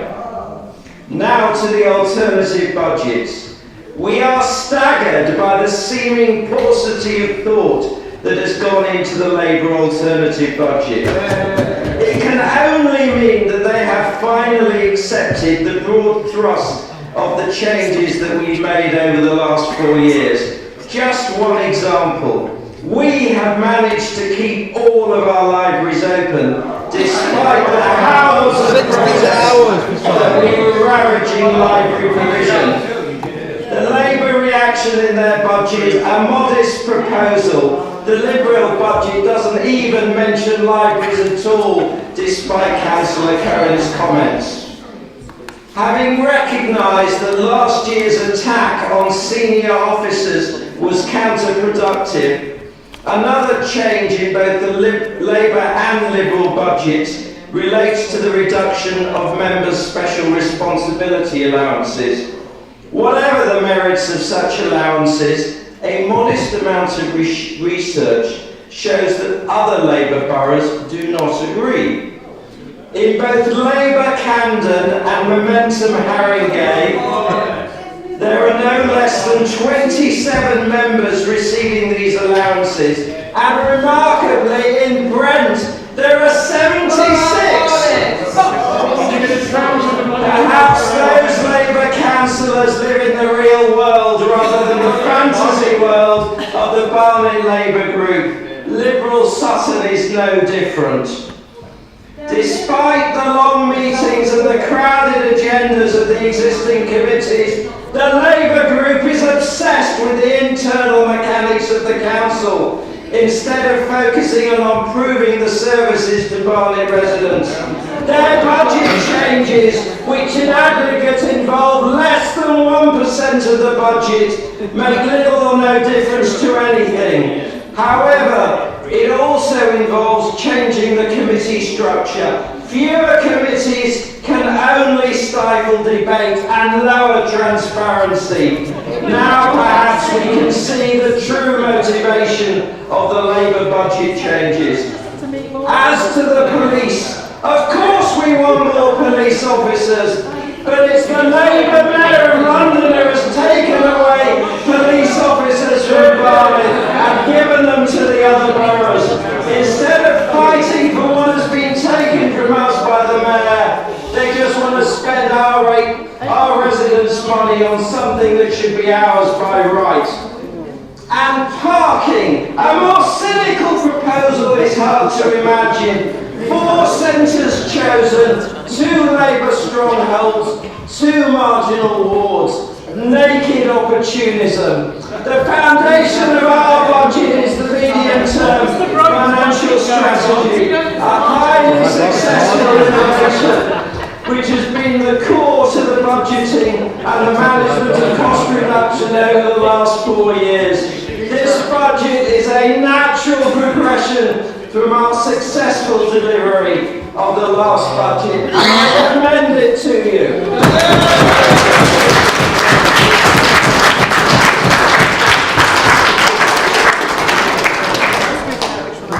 I'm sorry the time is not working. Yeah, we all are. If speakers will keep an eye on me, then I'll tell them when they've got a minute to go. Councillor Houston. Thank you, Mr. Mayor. As even Tory ministers now acknowledge, we have a broken housing market in London. Indeed, only yesterday, Theresa May said that a crisis of unaffordability in housing is creating a crisis of almost literal social immobility. But there's a number of things you don't do to fix a broken housing market. 8 years of Tory policy that have made things worse. Pursuing a vendetta against social housing, making it harder for councils to build, and forcing them to sell high-value stock. A Help to Buy scheme which helps developers rake up vast profits while fueling a rise in prices, as the subsidy simply inflates the asking price. The astonishing response to Grenfell. 72 people killed in their homes due to what Dame Judith Hackett has already found to be a building regulation system not fit for purpose. As she says, the mindset of doing things as cheaply as possible must stop. Government helped create this problem, and yet councils like Barnet must spend at least 17.5 million out of income from our council tenants that could have been spent on new homes. No help from government. Even the Free Market Institute of Economic Affairs accused her of tinkering at the edges, and that was one of the better reviews. The simple fact is that most Barnet residents struggle to afford to rent and simply cannot afford to buy. Barnet's record of letting the developers off the hook has cost us and London dear. Our target is 40%. In 2012-17 we secured just 21% affordable housing through planning game and major developments. Only 8 out of 61 developments granted planning permission achieved or exceeded the council's policy of 40% affordable. Only 42 of the 61 developments included any affordable housing, and 10 major developments had no affordable housing at all because of so-called viability issues. Barnet has the largest volume of new development outside the Thames Gateway, a town the size of Hatfield. It is down to land and we've got it, other boroughs don't. So don't quote volume figures, it's the percentage affordable matters. Council Kenny list, no councils were able to build council houses 16 years ago. Many boroughs are doing better than us. The scandal of Barnet's so-called regeneration schemes is well documented. The Mayor had to intervene at Graham Park to get a better deal for social housing. On the 4th of May, a Labour administration will build at least 800 new council homes to replace those lost through Barnet's regeneration. Ensure regeneration benefits existing residents first and foremost, like-for-like replacement for our existing council homes. What private businessman would sell land worth millions for £3 to end up owning half the homes he started with? That's what Barnet Council did, sold our residents and council taxpayers down the river. Set a new 50% target. All the evidence suggests that boroughs that set 50% targets deliver higher percentages of affordable housing. You're less likely to get 35 to 40% on a scheme if the target is only 40%. We value the garden suburb character of our borough. It is the Tories who propose a planning free-for-all. In addition, we will look at the range of innovative ideas outlined in our Housing Commission report, a report that foresaw successful ideas now in place across London, from co-housing to custom build to sub-market rents for hard-pressed private tenants. We recognise that for many, the private rented sector is still the only option. So we'll crack down on rogue landlords, bring in licensing where we can, introduce a private rented rights charter, and a Barnet living rent to help young people save to buy a home. All our Labour budget amendments are costed and won't add a penny to council tax. Barnet Tories are not up to the challenge. You acknowledge by crowd other Labour boroughs that actually on the 4th of May we are going to deliver a Labour council in Barnet. Enough of Tory failed tinkering at the edges. Time for action and fresh ideas. It's not a borough that has been built over with homes that people can't afford to live in. It's not a borough that's delivering to the people of this of Barnet, of the people of London.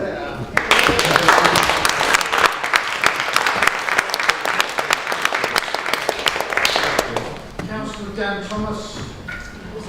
Thank you, Mr. Mayor. Since 2014, the members of the Assets Regeneration and Growth Committee have worked hard to maximise income for the council. This has been achieved by delivering thousands of new homes, despite what Councillor Houston says, which in turn has increased the council tax base. Our regeneration schemes have leveraged billions of pounds of third-party investments. And that has paved the way for vibrant mixed communities, mixed modern housing, new schools, new community centres and a youth zone. My committee will continue to widen the council tax base, delivering financial benefits of £2.6 million in extra council tax revenue by 2020. And this income will be used to reduce the need for savings of other themed committees. The Art Committee is also responsible for land owned by the council and for supporting business growth. These are both huge opportunities for the borough. Council land which is rented out commercially must achieve best value for the taxpayer. However, our new community asset strategy has standardised our approach to community and charitable tenants with a much fairer and transparent system for providing discounted rent. Office space for staff is one of our major financial outgoings. And at the end of this year, we will be moving from North London Business Park into our new offices in Colindale. In addition to our locality strategy, this will save the council approximately £2 million in annual running costs by 2020. The move will also be a major boost for one of the most deprived areas of the borough. For business growth, we set up entrepreneurial Barnet with the ambition that Barnet will be the best borough in London for small business. We're making it simpler for small business to win public sector contracts. We're working with traders through our town centre strategies so that our high streets continue to be successful at a time of change in the retail world. And Barry Rawlins should know better than to talk down our high streets. They're all doing extremely well. Our work is wide-ranging and has been well received by the local business community. And I would like to thank Councillor Rosenberg, Arts Vice Chairman, for his support of entrepreneurial Barnet and for ensuring the strategy has real impact on the ground. Mr. Mayor, this annual budget debate is an opportunity for this administration and for the opposition to state their ambition for the years ahead. Our plans for housing, regeneration, general service delivery are bold, robust and successful. The opposition groups will naturally disagree. That's the position that they will take. But the people of Barnet are very satisfied with the council, as demonstrated by the results of the residents' perception survey and the fact that Labour keep losing elections year after year in Barnet. Mr. Mayor, we will never be complacent about the effect that savings have on service delivery. But neither should we believe that the solution to every problem is more money, higher taxes and all services run by the state. This council has demonstrated there are many ways to improve services, whether it be in-house arrangements, of which we have many, whether it's sharing services with other councils, outsourcing or joint ventures. Whichever model we use, we must be pragmatic. We owe it to taxpayers to be pragmatic and to be open-minded. This administration is not inclined to increase the burden of taxation on individuals. We are reluctant to increase council tax, but we do recognise that some services have unprecedented demand, and that's why we've used the social care precept, and that is justified. Mr. Mayor, the work of the Assets Regeneration and Growth Committee has made a real positive difference to this budget and to the wider borough, and it will do so for decades to come. We understand the council is relying on us to maximise growth opportunities, but we realise that a generation of residents are relying on us to build the homes they so badly need. This administration will not let them down. Mr. Mayor, I commend this budget and the corporate plan. Thank you.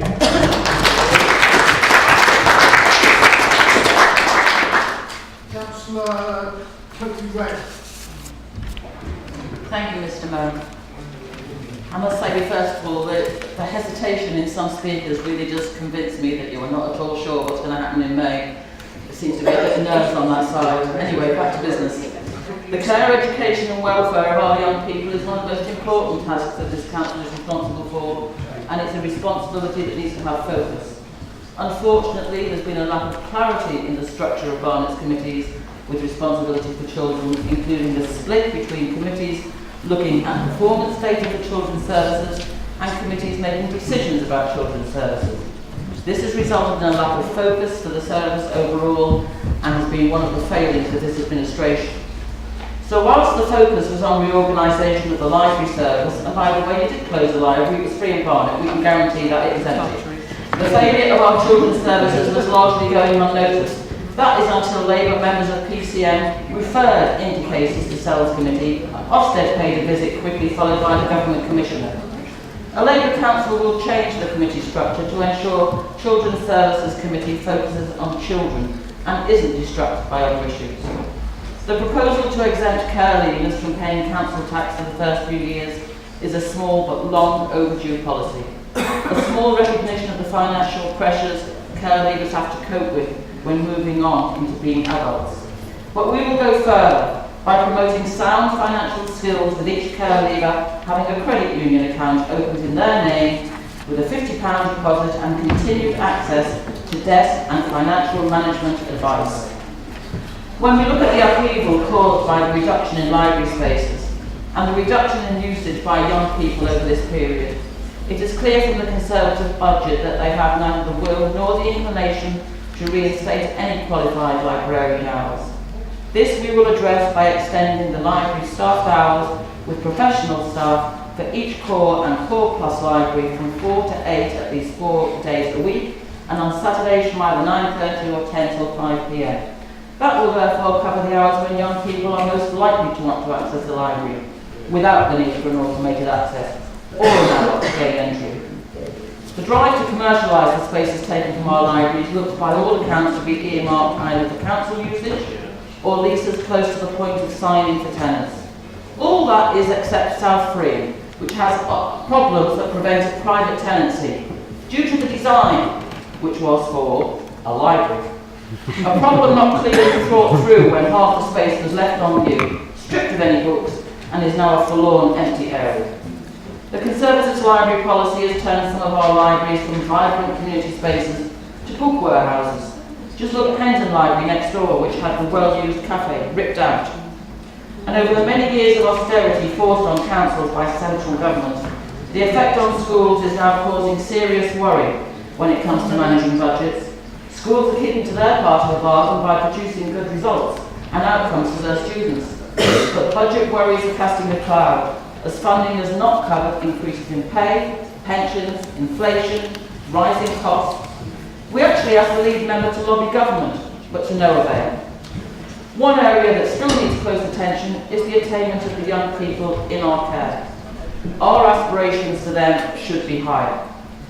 Mr. Mayor, the paper on which the administration has printed their proposed budget makes no mention of the catalogue of errors, failures, disasters which this Conservative council has presided over, from election fiascos to IT failures, heavy-handed security, failing services, never mind the outsourcing and the contracts. But Mr. Mayor, the residents won't forget. Thank you.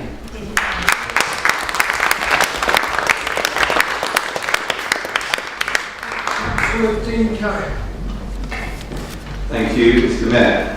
I'd like to commend the budget set out before us, where once again there is a freeze in council tax, but at the same time accepting more money needs to go to social care and therefore proposing the 3% social care precept.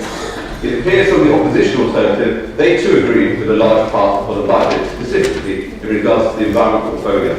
Yes, savings are required, but at the same time, never has this borough invested so much in its highway network as it has been doing over the past 4 years, in total in excess of £50 million. In 2018-19 alone, the plan is to spend a further £7 million, of which at least 50% of that is on the footways in this borough. So onto the environment portfolio. The biggest challenge is in regards to waste. The cost of disposal of waste is only increasing, and And while this administration continues to push for an increase in recycling block flats in this borough, managing this budget is no easy task. This is without the expected expense further down the line with the proposed new plant at Edmonton. Mr. Mayor, we all need to work together across this chamber to work with our residents to get the recycling rate higher. The idea of fortnightly collection, as has been implemented in our neighbouring Labour boroughs, is brought up year after year, but this administration is focused on encouraging our residents to recycle and not forcing them to do the fortnightly collection. This administration will continue to collect in bins weekly. Street cleansing. Despite the reduction in the budget, as explained last year at the budget setting meeting, this does not mean a reduction in the service. As pledged last year, this administration is investing in new mechanical sweepers and equipment to support our hard-working street cleansing staff in their roles. This machinery is due on streets in Barnet in the next few weeks. Highways. This year saw the introduction of the Rhino patching machine, which has been a huge success, and the proper patching is being carried out in a quick and efficient manner and gives out the roads a longer life. Only this morning was I out cutting a ribbon to announce after 3 years of capital investment into our highway network, we have just completed the 1 million square metre of resurfacing. This administration is continuing to invest capital monies into this borough's footway and carriageways with a further £7 million plus being invested this coming financial year. This is a key priority for our residents and therefore a key priority of this administration. So what do Labour and Liberal Democrats have to say about the above, these important topics? Well, as I said earlier, not a lot. They both mention parking, so I decided to look back 4 years ago, which was of course before the last local elections, which was the last time I believe parking was mentioned. Funny that. Last time, Labour wanted to bring back cash machines. This time, no mention of that proposal. Last time, Labour proposed 30 minutes free parking in Mill Hill, North Finchley, Chipping Barnet and Edgware.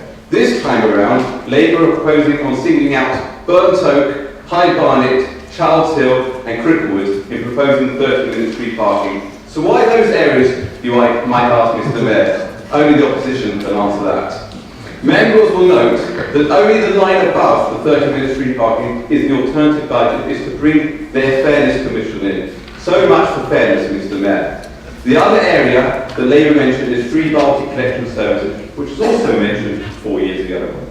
Yes, all sounds very nice, but where is the evidence that it is our residents who are fly tipping, specifically in the fly tipping hotspot, which is where the vast money goes on? Mr. Mayor, there is no doubt that the savings that the Environment Committee is challenged to make is a big task, and it is not going to be easy. However, I'm confident that with the various strategies, policies that have been discussed in the Environment Committee, these savings can be made, but at the same time, making improvements to the service. Mr. Mayor, I commend the administration.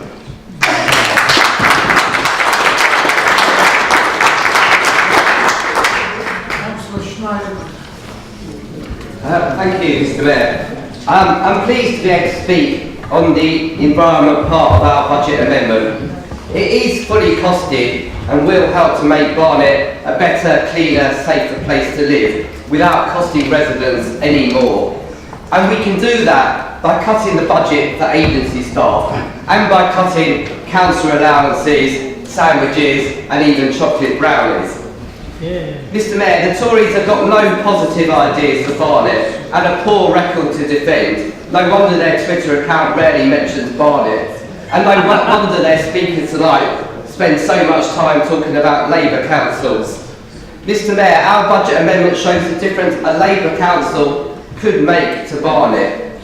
Too much of our borough is blighted by fly tipping, and many residents think it's getting worse. We want to clean up Barnet and take tough action against fly tipping.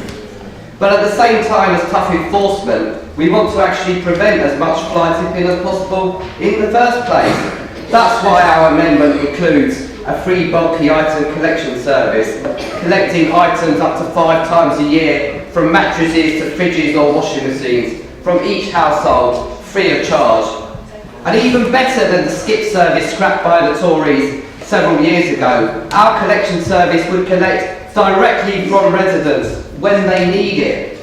Based on the council's current collection charges, that service could save residents up to £300 a year. Mr Mayor, let me turn to one of our favourite topics of conversation in Barnet, parking. But I should just say that a Labour Council will do more to promote walking, cycling and work with the Mayor of London to improve public transport. Barnet's high streets and town centres, like many across the country, are suffering from internet shopping, high rents and business rates. But in Barnet they've also suffered from Tory parking policies, parking up fees and overzealous enforcement. Get some new ideas. Barnet Tories have year after year opposed our plan for 30 minutes free parking. They say it's not needed and not wanted, but I and my Labour colleagues actually talk to businesses. That's why we know it's needed. That's why we know it's wanted. Our budget would give residents 30 minutes free parking, helping to boost local shops, cafes and other businesses. We will phase this in, but absolutely every one of Barnet's high streets, town centres or parade of shops, however small, will be covered. And while I'm on the subject of parking, let me quickly turn to the Tory decision to re-procure a private sector company to run the parking enforcement service on the basis of a short consultant's report whose conclusion was, and I quote, "It's generally accepted that a directly employed workforce is less productive than a private sector one." Mr Mayor, we don't accept that. We don't accept placing ideology above the facts. That's why we want to see a full in-house business case for the parking service. Just think what an in-house service could have seen parking staff helping to grit our pavements rather than give out tickets in the snow. And Mr Mayor, we would scrap the free councillors' parking permits used by Tory councillors. Why should Tory councillors be able to park free of charge when other residents have to pay? Every week Labour councillors meet residents, attend community events and get to their advice surgeries without a free parking permit. If we need to park, we pay like everybody else. This Tory perk simply can't be justified, and that's why we'll scrap it. Mr Mayor, the Barnet Tories are ignoring residents. I've got no ideas or vision for making Barnet a better place to live. Councillor Davey said earlier he thought the council was best when it was doing nothing. Well, after the election, they can all do nothing. And let a Labour council get on with trying to make life better for the residents of our borough. And can I direct Councillor Cohen to page 145 of the budget? Thank you, Mr Mayor.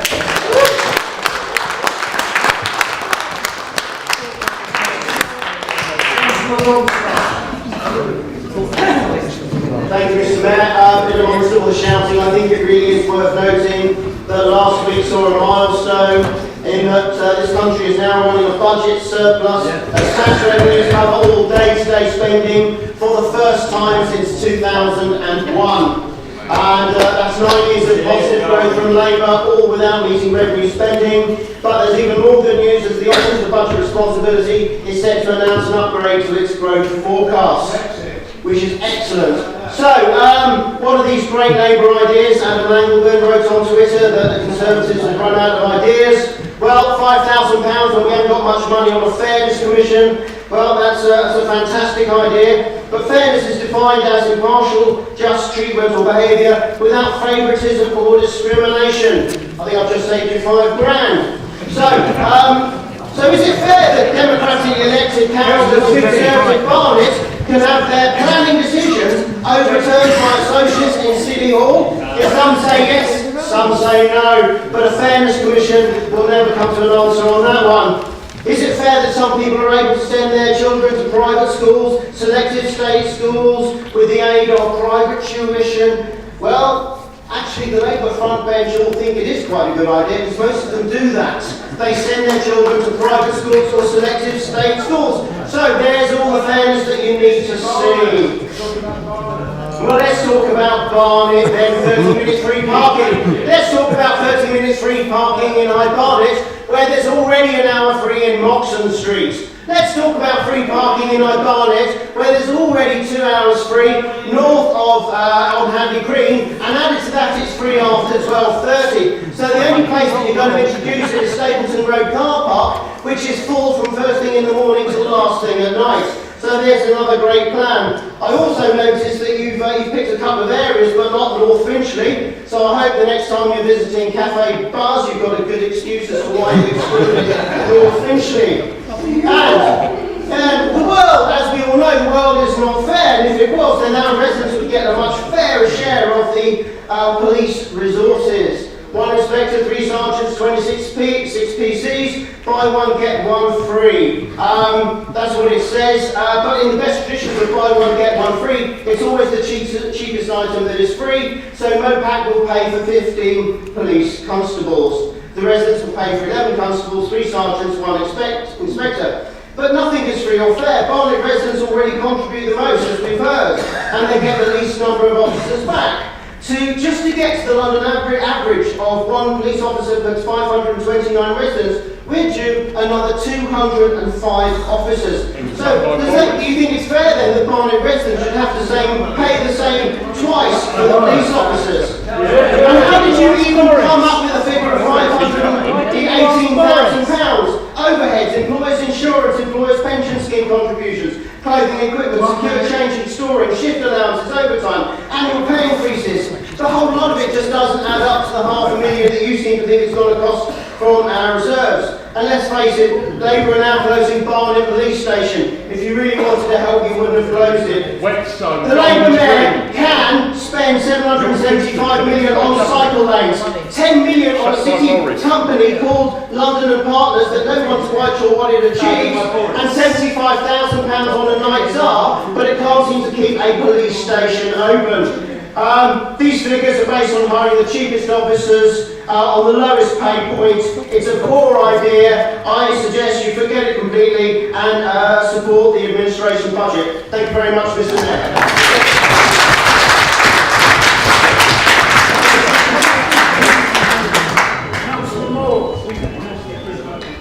Thank you, Mr. Mayor.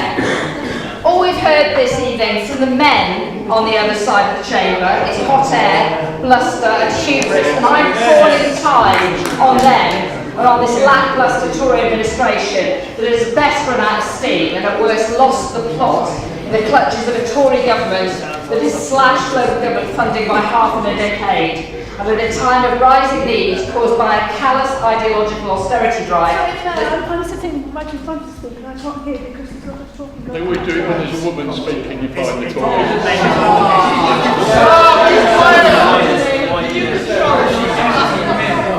Unusual best Both sides of this chamber have been guilty of talking over speakers.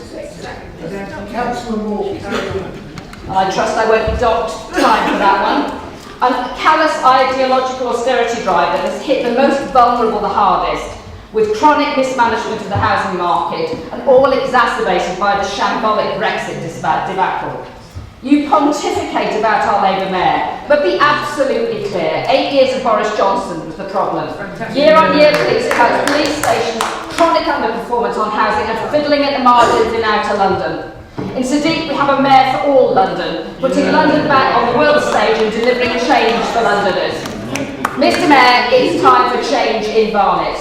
The Labour budget will build 800 homes for social rent, and I'll take no nonsense from the councillors on the other side of the chamber. The last Labour administration worked in partnerships with housing associations, the only option then to deliver new affordable housing in Barnet. In fact, in the last couple of years, you have had a Damascene conversion on housing, on the basis not of what is socially just, but what was financially expedient. It's not unwelcome, but none of us are in any doubt about Tory ideology and social housing. Year after year, you resisted affordable housing in the UDP and in the London plan and in planning applications. You dragged your heels on the regeneration project for a decade. And I will say this once again because it bears repeating. We are one borough and one community, and it is not right that those who clear our bins, clean our streets, cook our children's school meals, or increasingly teach our children and work in our hospitals cannot afford to live in our borough.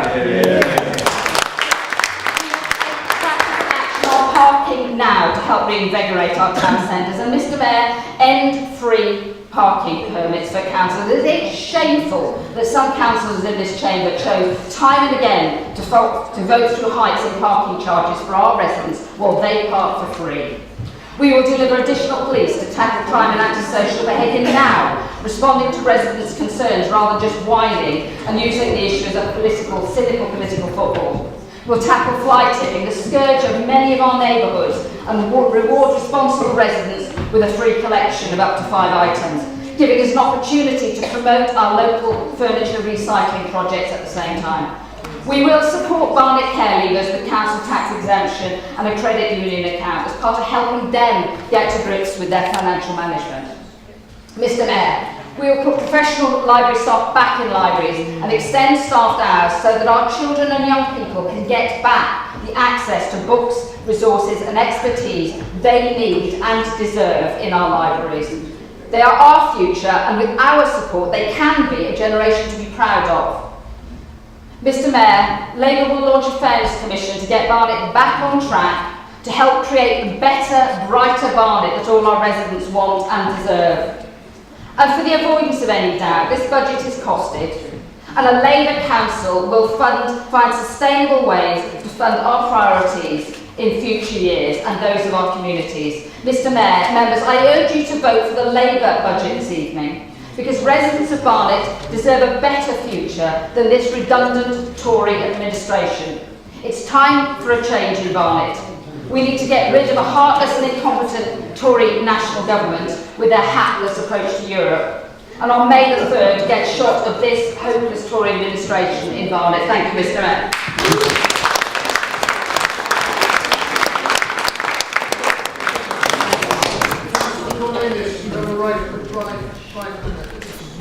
Thank you very much, Mr Mayor.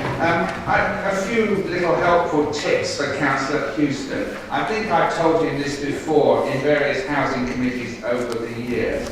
It's much better to have 40% of something than 50% of nothing. You end up building houses. You have to have a pragmatic approach. And this is where the mayor is going wrong. Now, you are making a foolish mistake in saying he sold West for £3. What utter rubbish. They've had to rebuild the house in there, and you know it. It's just a cheap campaign line. Now, Councillor Houston, if you read the London plan, you will see what is proposed to change our suburb. It is disgraceful, and it is something that we have to resist. You claim your budget's costed, oh dear. But you know, Labour's always had trouble with numbers. You know, we can go back over the years. All Labour governments have ended in financial disaster. Let's not make a mistake. One little thing I would implore you as a Labour group, please use your influence with the Labour mayor to get the police that we are owed in Barnet. If he can give us 15 free cops, let's have the 15 free cops. It shows that he's crying crocodile tears about his budget. If he can pay for it, let's have it. A message to the Lib Dems. Councillor Cohen, you don't have to take the allowance from the council. If you think it's too much, you just don't have to take it. That's at the discretion of the member concerned. Now, as for Hendon Library, it was a conversion actually from one of the, it was one of the protesters who told me, she said, look, Richard, if you do this to the libraries, you'll only have rooms with books in. I've news for you, that's basically what a library is. And we've had them all over. And I am proud of that. Now, we were said not to be enthusiastic about the future. I can assure you we are. We have a lot to do to make this borough an even better place at the end of our next 4-year term. Mr Mayor, I move the budget.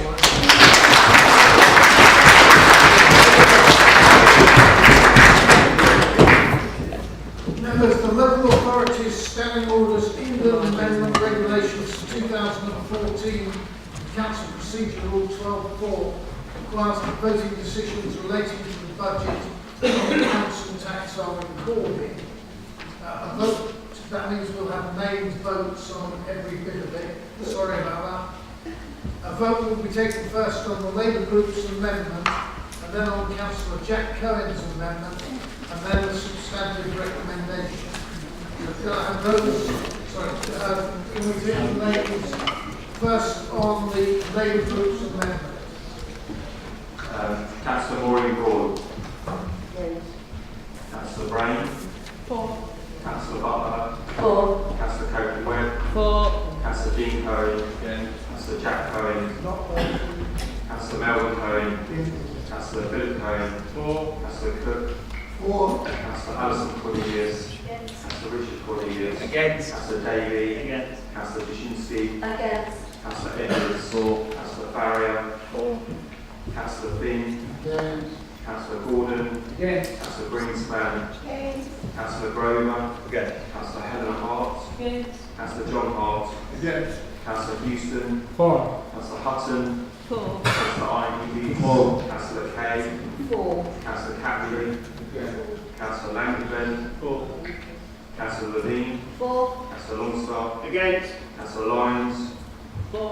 Councillor Marshall. Councillor McGurk. Councillor Mitra. Councillor Moore. Councillor Nappi. Councillor Narendira. Councillor O'Macaulay is absent. Councillor Old. Councillor Allback. Councillor Patel is absent. Councillor Perry. Councillor Prentice. Councillor Rajput. Councillor Rawlings. Councillor Rayner. Councillor Roberts. Councillor Rosenberg. Councillor Rutter. Councillor Wright. Councillor Salinger. Councillor Sargent. Councillor Scannell. Councillor Schneiderman. Councillor Shooter.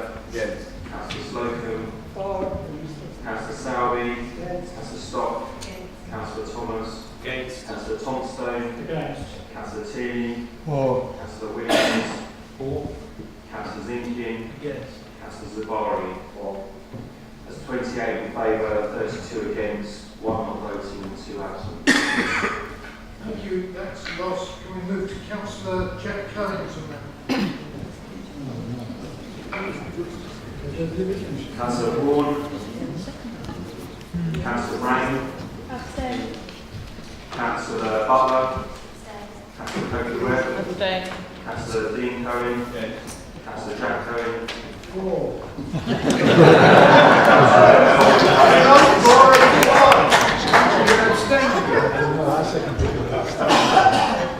Councillor Melvin Cohen. Councillor Philip Cohen. Councillor Cook. Councillor Alison Cornelius. Councillor Richard Cornelius. Councillor Davey. Councillor Jasinski. Councillor Edwards. Councillor Farrier. Abstain. Councillor Finn. Councillor Gordon. Councillor Greenspan. Councillor Grover. Councillor Helena Hart. Councillor John Hart. Councillor Houston. Abstain. Councillor Hudson. Abstain. Councillor Ivy. Abstain. Councillor Kay. Councillor Catherine. Councillor Langdon. Councillor Levine. Councillor Longstaff. Councillor Lyons. Councillor Marshall. Councillor McGurk. Councillor Mitra. Abstain. Councillor Moore. Abstain. Councillor Nappi. Abstain. Councillor Narendira. Abstain. Councillor O'Macaulay is absent. Councillor Old. Councillor Allback. Abstain. Councillor Patel is absent. Councillor Perry. Councillor Prentice. Councillor Rajput. Councillor Rawlings. Councillor Rayner. Councillor Roberts. Councillor Rosenberg. Councillor Rutter. Councillor Wright. Councillor Salinger. Councillor Sargent. Councillor Scannell. Councillor Schneiderman. Councillor Shooter. Councillor Slocum. Councillor Sowerby. Councillor Stock. Councillor Thomas. Councillor Thompstone. Councillor Tierney. Councillor Williams. Councillor Zinkin. Councillor Zabari. That's 1 in favour, 32 against, 28 abstaining and 2 absent. We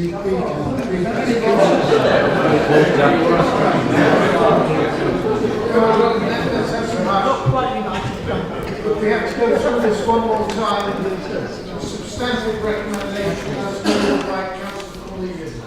Councillor Broad. Councillor Brain. Councillor Butler. Councillor Coakley-Webb. Councillor Dean Cohen. Councillor Jack Cohen. Councillor Melvin Cohen. Councillor Philip Cohen. Councillor Cook. Councillor Councillor Alison Cornelius, Councillor Richard Cornelius, Councillor Daly, Councillor Jasinski, Councillor Edwards, Councillor Farrier, Councillor Finn, Councillor Gordon, Councillor Greenspan, Councillor Grover, Councillor Helena Hart, Councillor John Hart, Councillor Houston, Councillor Hudson, Councillor Ioannidis, Councillor Kay, Councillor Cattry, Councillor Langevin, Councillor Levine, Councillor Longstaff, Councillor Lyons, Councillor Marshall, Councillor McGurk, Councillor Mitra, Against. Councillor Moore, Against. Councillor Nappi, Against. Councillor Naratira, Against. Councillor Overcalling absent, Councillor Old, Councillor Allback, Against. Councillor Patel is absent, Councillor Perry, Councillor Prentice, Councillor Rajput, Councillor Rawlings, Councillor Rayner, Councillor Roberts, Councillor Rosenberg, Councillor Rutter, Councillor Wright, Councillor Salinger, Councillor Sargent, Councillor Scannell, Councillor Schneiderman, Councillor Shooter, Councillor Slocum, Councillor Salvi, Councillor Stock, Councillor Thomas, Councillor Thompson, Councillor Tierney, Councillor Williams, Councillor Zinkin, Councillor Sagari. That's 32 in favour, 29 against, and 2 absent. That motion is carried. That's agreed. The next item is item 13, report of officers. First one is the members' allowance scheme. I have no indications of anyone wanting to speak. Is that agreed? No. Those in favour?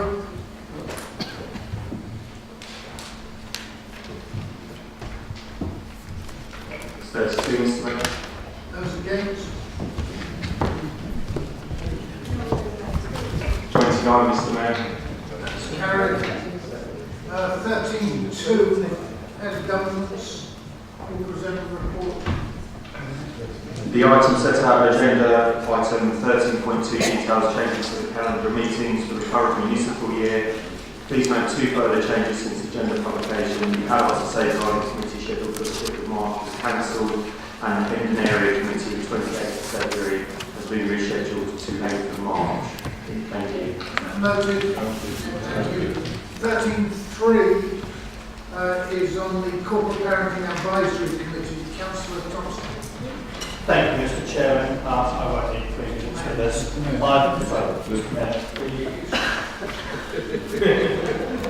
I've been the chairman of the Corporate Parenting Advisory Panel for nearly 5 years. It's not quite as long as you have yourself, I believe, Mr. Mayor. We've done some excellent work over those years. The change from a cabinet system to a committee system has left us in a position where we'll continue to do some good work, but the changes that are being reflected in this report will actually allow us to be a lot more child-centred and actually looking at those children that every single member in this room is a corporate parent for, and that we need to ensure that there's oversight. This will allow us to make it much easier to have young people at the meeting to actually help us to help us to account as they take with us. So I recommend this report, and I'm happy to answer any questions. Councillor Kirby. Thank you, Mr. Mayor. We need to remember, in case we've forgotten, that children's services was deemed inadequate, and the whole long sorry story we've now got of bringing it back up to scratch. Nevertheless, I welcome this report from the Director of Children's Services, which outlines new terms of reference for the Corporate Parenting Advisory Panel. As soon as I joined this panel, one of the first things I queried was to have sight of the terms of reference. And you'll see from the summary that, surprisingly, when this administration changed from a cabinet to a committee system in 2010, the revised constitution did not include the panel's terms of reference. Yes, that's 8 years this wasn't picked up. The role of the panel is vital in monitoring and being fully updated on all matters relating to the young people in our care. But there is also the responsibility to attend training and to meet with the young people at both formal and informal occasions. So as we move along this long path to improvement within children's services, the role of the panel is paramount in scrutinising not only the services provided by Council, but also the partner agencies such as health, virtual school and foster care, to make sure that there is an understanding that all have to work together to provide the best support and outcomes for all the young people in our care. And as was highlighted in the recent training sessions, it is the responsibility of all councillors, whatever committees they sit on, to ask themselves, does any item on this agenda affect the life chances of our Look Better children? And if it does, challenge it and alert the members of CELS and the cooperative parenting panel. And to further improve the setting in which young people in care can relay their thoughts and views, I look forward to some, if not all, the future meetings being held away from the formal setting of the town hall, to premises more suitable for engaging with our young people in care and those leaving care. Mr. Mayor, I support the recommendations in this report. Councillor Thompson. Thank you, Mr. Mayor. I find it difficult to disagree with anything that was said there, so I move the report in the name of the strategic director for children and young people. Taking the recommendations, all agree? Questions to representatives on outside bodies, there are none. This brings to an end this council meeting, my last council meeting after 36 years, probably somewhere around about 200 meetings. Thank you very much for your attendance.